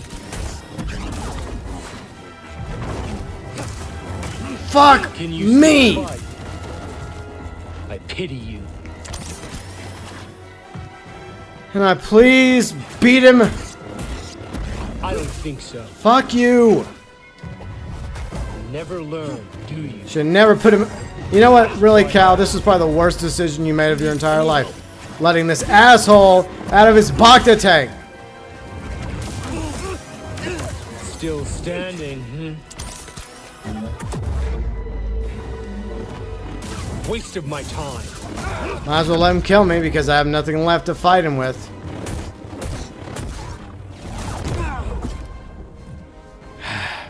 Fuck you. How dare you? Got to somehow do better in the next fight. Tanalor is mine, and I will strike down anyone who stands in my way. Weak. You're finished, Jedi. Yeah, I knew that was gonna You were happen. never truly a Jedi. I can't even beat him on Padawan. I mean, what the hell? God damn, this sucks. Royally sucks. Well, whatever. Oh, well. Let's just beat him and be done with it, shall we? Hey, does anyone know how many attempts I've had since the last episode to beat him? Sense your fear. Let me know in the comment section if you've been keeping count at home. And how many more attempts will it take? Trivial.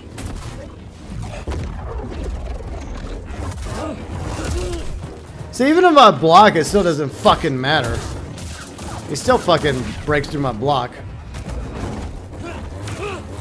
Suffer.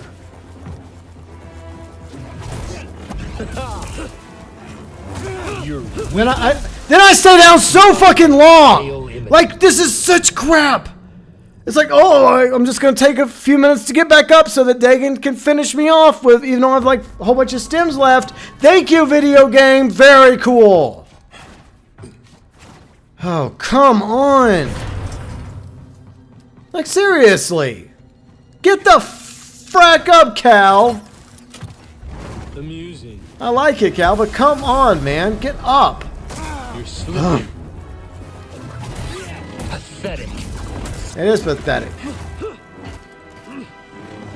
Did I have to lower the difficulty to fight Second Sister? I don't know. I mean, maybe I did. I don't know. Maybe I... Feel free to go back and let me know. I don't really know, to be honest. Maybe I did lower the difficulty. Sense your fear. But I don't think I fought her or Ninth Sister as long as I have here. Or what's his name? What, Talos? Was it Talos? Really? I think it was Talos. Like the Fallen, like the Dark Jedi. How dare you? Fuck you, Dagan. Never learn, do you? Doesn't Ouch. hurt. That hurt.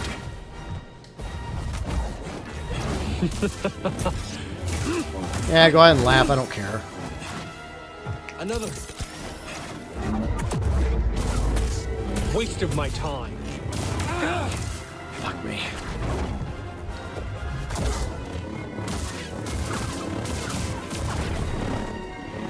Tanalor is mine. Alright, I got him at the halfway point. Strike down anyone who stands in my way. Come on, be this the moment that I win. Fuck me! You still fight. Fuck, are you fucking kidding me? Sense your fear. Pathetic. I need help.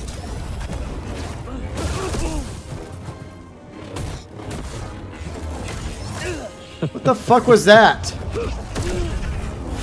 Fuck. You won't last. Come on. Fuck you! Fail. How dare you? Unfucking believable!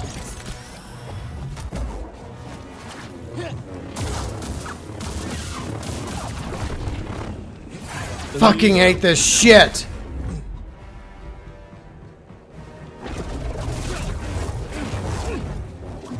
Waste of my time.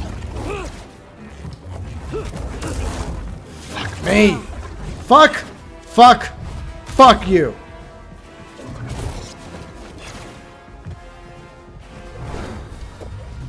Useless. Amusing. I don't have any heals. So you have some ability.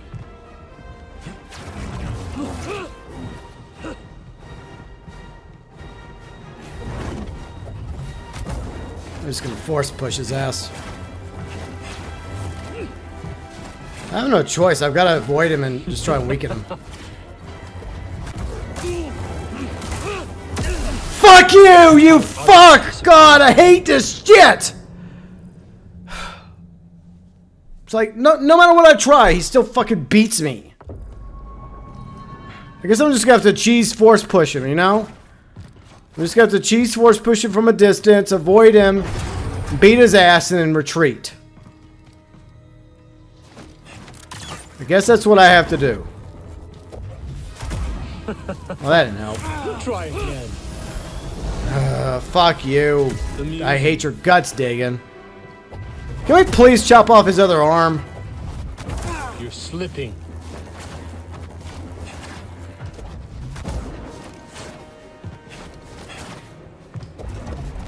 No mercy. Fuck you. Really?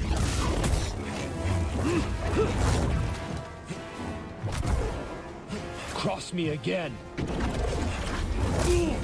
Fucking. Right here, Why? buddy.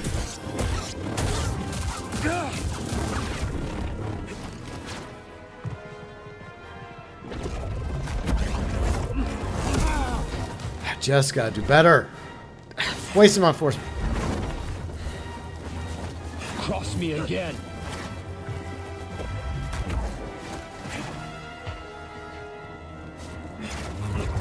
Fuck you. How dare you?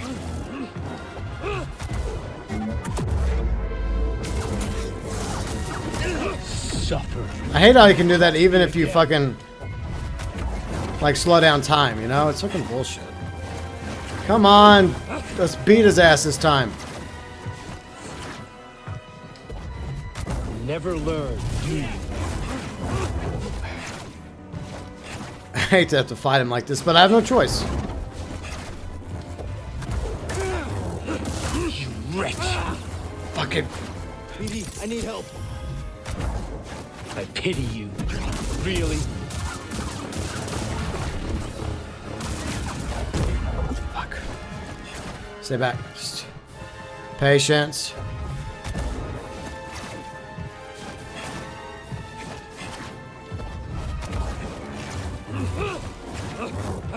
Just having to, Amusing.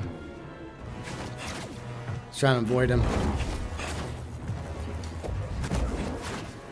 Okay. It's the only way I can fight him.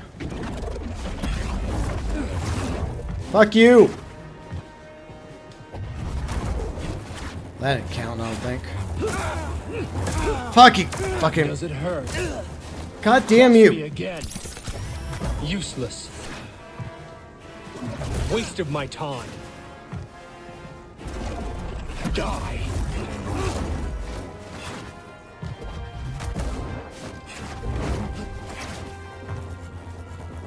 I hate doing this, but how else am I supposed to beat him? Cross me again.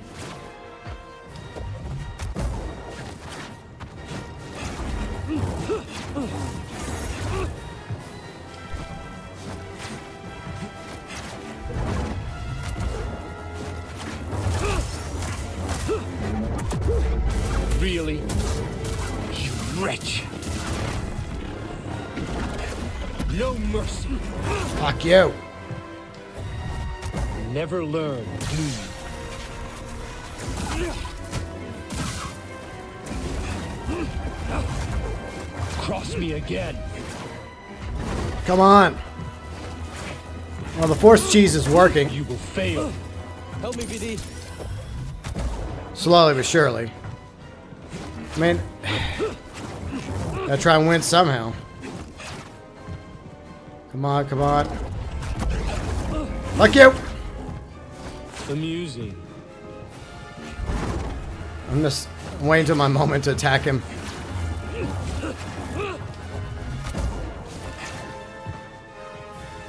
Trying to weaken him a little bit more. I have one stem left, so I gotta try and hold it.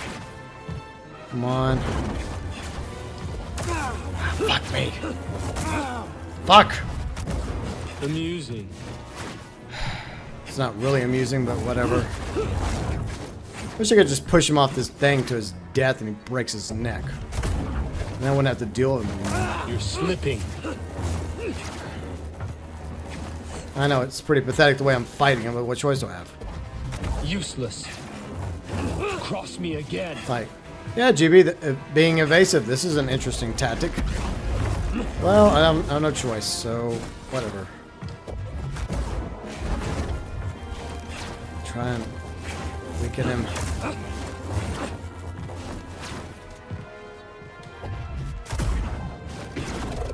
Now it ends. No, come on. Help me.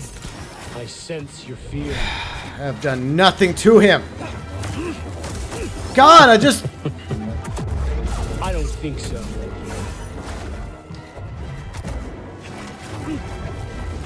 It's like, even my force cheese like trick is not working.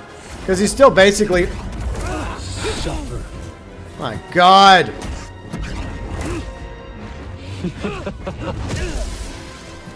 Well, my force cheese ability has failed me. It is moldy and rotten. I thought that would work. It's like it works kind of, sort of, but then it doesn't work. God, I don't know how to beat him. I'm gonna be honest. I can't even beat him on Padawan. Should uninstall the game and just stop playing at this point.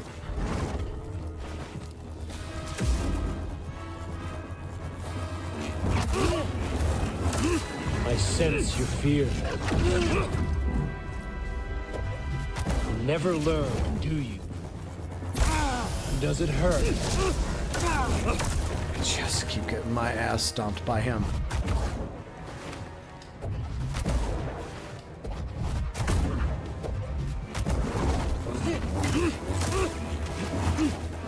BD, here. I sense your fear.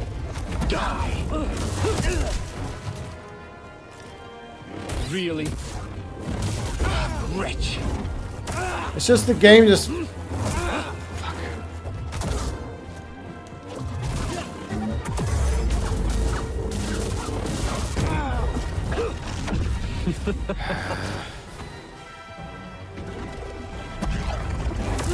The way it just rubber bands to you, it's such bullshit.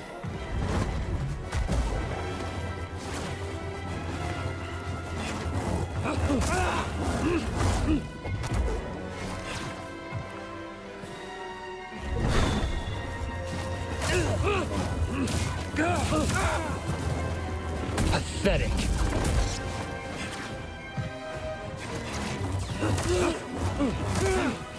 I pity you.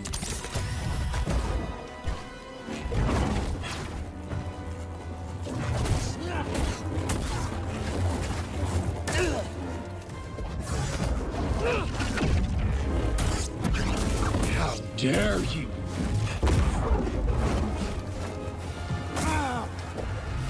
Never learn, do you? Come on. Cross me again. Weak. Tanalor is mine, and I will strike down anyone who stands in my way.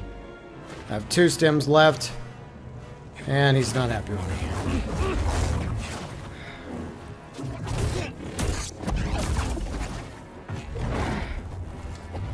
Impossible.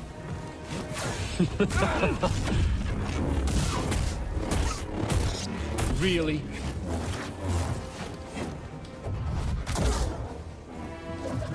You wretch. Come on. Useless. Retreat. Waste of my time. You're slipping. Me. Come on. Suffer. Go back. How dare you? Alright, I have 1 stem left. Come on, I can do this. Try Come on. again. Come on, just fight him. Fight this fucker. Cross me again. Can you still fight? Use it. Help BD.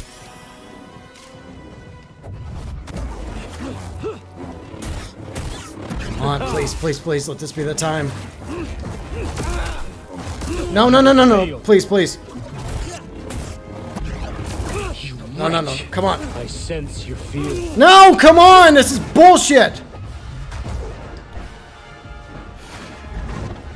This is it. I have to beat him this time. No, you God, no! Fuck me. Son of a bitch. I just want to beat him. This is so pathetic. Can't even beat him on fucking Padawan. You are trash, GB. Why not even bother playing video games? Yeah, it's sad because people talk about how, oh, it's easy on Master and Grandmaster. Yeah, here I am. I can't even beat this asshole on fucking Jedi Knight.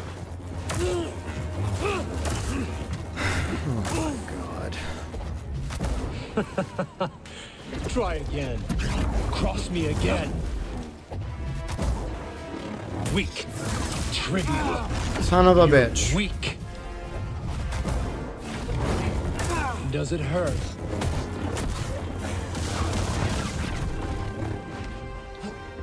I'm hit.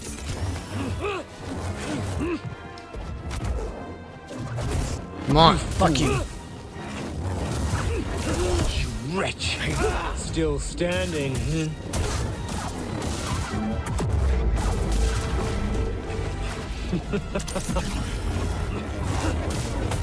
I don't Hate think so. this asshole. You know what? It'd be awesome if actually we kill him here. It would not hurt my feelings if I never had to fight him again. Because I fought him enough. Can you still fight? God! Pity you. Never learn, do you? He just doesn't give you a fucking chance. Even on Padawan, I'm still getting stomped.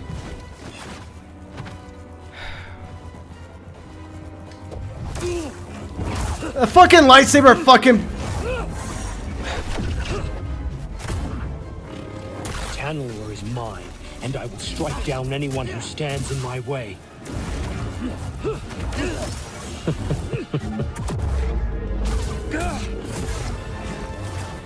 Hey, BD1.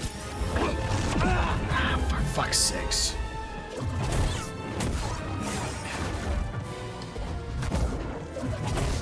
Weak. Yeah, I know. I'm fucking weak. I don't care. You're finished, Jedi. Maybe I am. I don't know. Wretch. Need a stim. Suffer. Stop that with your stupid lightsaber, you fucker! I pity you. That fucking spinny lightsaber's bullshit.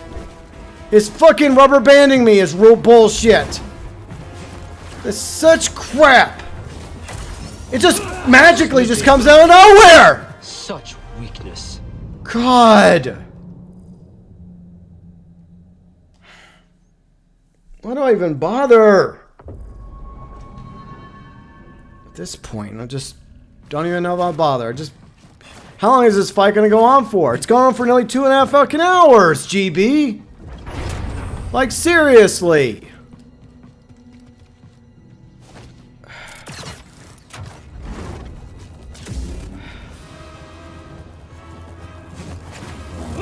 The music. I hate the fact that he uses the spinning thing against me. He spins the fucking lightsaber trick. I hate that. Give me the fucking thing. Thank you. I don't know why I'm saying thank you. I'm sick and tired of you digging.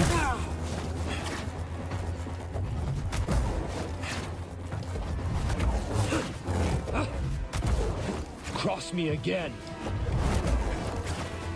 You will fail. Fuck me, fuck me, fuck me, fuck me. Mm.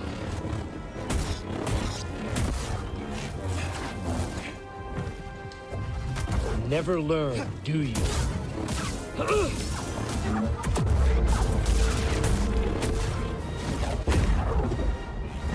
Now, BD.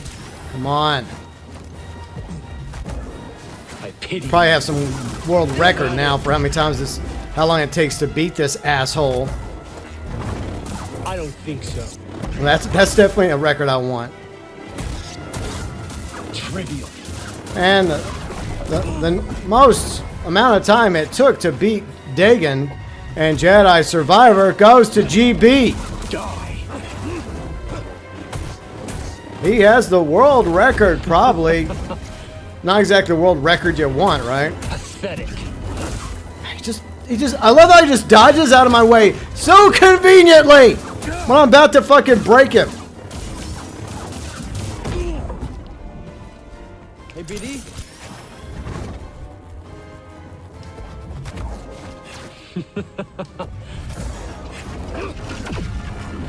Waste of my time. Tanner is mine, and I will strike Yeah, it's down anyone wasting who my time, stands in too. my way.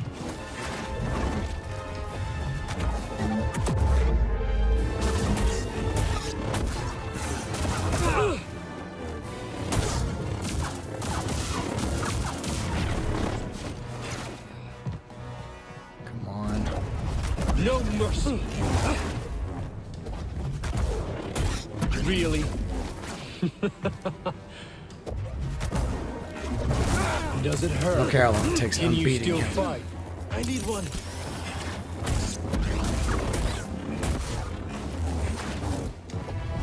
Useless. Trivial. Fuck me! Fuck me! God damn it! Now. Weak.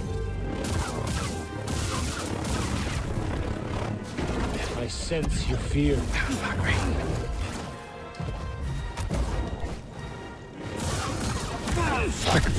me. Fuck, come on.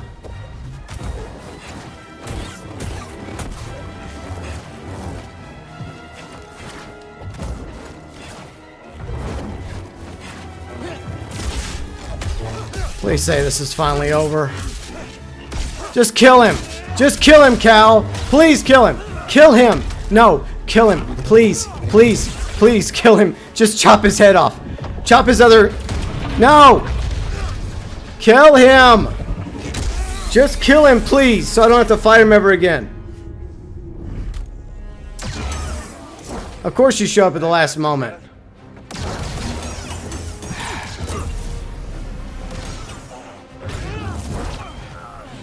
Sorry. Kill him! Kill him! Tell me about. Yeah. It's as friendly as ever. You've delayed me long enough.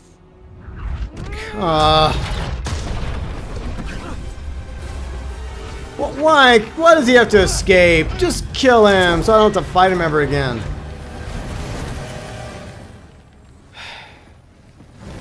Lame. You're not getting away that easy. Thanks. Two warriors at the height of their powers bound. That was great. This is the stuff of legends. Z. 2.5 hours later. Meet you up there. Jesus Christ. Well, at least I beat him. Let's just do this real quick.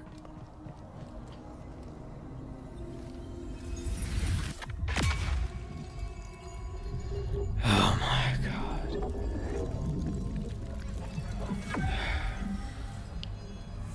Well, my health hasn't increased. Well, how am I supposed to get off here? God. I swear. I'm just happy it's over. I know there are players that beat it way quicker than I did. Come on, Z. I don't care. The point is, I did it. Dragon Garrett is positively mad. He kept going on and on about some compass. Your master created them to navigate the abyss. This is the first I'm hearing about it. She purged that knowledge from your memory. That would explain it. Well, Dagon is certain that she left a compass for him to find. Let's hope so. Dagon sent Ravis to check out This another sucks. array on the moon. Maybe we'll find it there. Oh my. Back to the moon. Great. Oh, Master Kree, why did you send me to free that traitor? People are complicated. Maybe she thought the Order got it wrong. If only we could ask her. Oh my God.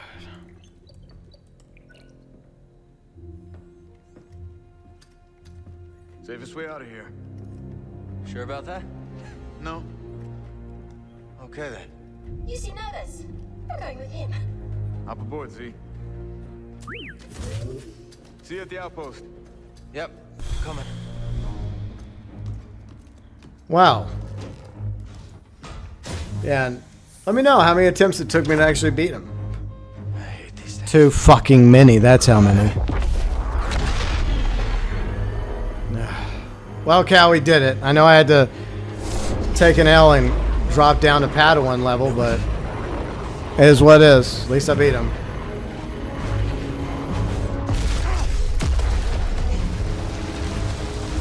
Yeah, it's kind of how I feel right now, Cal. Sucks we have to fight him again, most likely. And it's going to be even harder. Yay. That I'm not looking forward to. So either I somehow get better between now and the next time I fight him, which will probably be the third and final time, or I'm going to have to repeat history here. And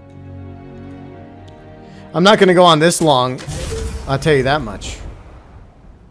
No, I'm not. Remind me to never do that again. You think that would have taken Cal further away from the Lucre Hulk? Like, seriously.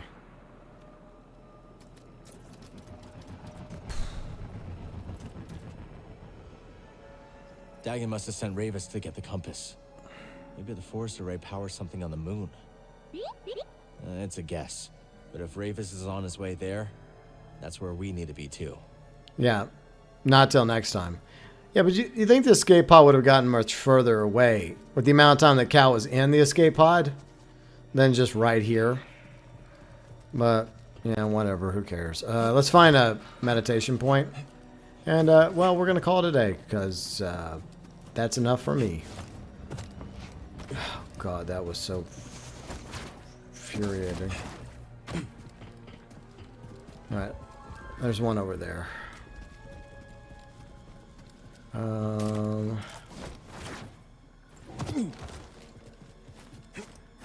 think I can climb up here, I think. I'm just glad I got it over with. And I know. I'm sure everyone will give me an opinion about... Oh, good, I died again. That's great. And I know I can do away with the damage, the fall damage, but I don't know. All right, that's one more thing I want to fix right now. Hold on. Before we wrap up, I want to go ahead and do this because I said I would do it. All right. All right. So it's back at Jedi Knight difficulty, as promised. So there. I hate that I had to do it like that, but you know what? I had no fucking choice. I know what to do. I know what to do. My amazing new ability. Fuck me. For the record, that was not fun. Not fun in the slightest. I'm not proud of what I had to do in order to beat that. I'm really not. But we beat it. I didn't give up. I stayed the course. I got no skill points for it. Of course not. I think I got some, extra, health. So that'll be helpful. All right, let's fast travel back to. All right. No. Yeah, back to the saloon. Let's go back to the saloon. All right, and then we're gonna wrap the fuck up because I'm fucking done for today. Fucking had it, and we're done for this week with Jedi Survivor. By the way, I guess we'll be back on Monday, hopefully, if that's. Maybe Monday, maybe sometime next week, depending on what I do next week. I need to get back to making regular videos as well, since my move is almost fully complete. It will be, hopefully by the weekend, because Thursday my pod arrives with all my stuff. Then Friday, the movers I hired come over to help unload everything out of the pod and put some stuff up, with a few exceptions. At least they're putting our beds up, so our bed will get put up, the guest bed will get put up, so that's good. I'll get to stop sleeping on a freaking air mattress. That'll be nice. It's not a bad air mattress. I'd just rather sleep on my bed. You know how it is. But anyways, feel free. Critique me and tell me how many times it took me to beat Dagon. Not just this episode, but the previous episode as well. And hopefully y'all will join me next week for the next episode of Jedi Survivor. Overall, I'm enjoying this game. That fight with Dagon... Not so much. Thoughts, views, and opinions, and the exact number it took me to beat Dagon. Welcome, as always, below in the comment section. And if I could have a pity for just going through that, I would very much appreciate it.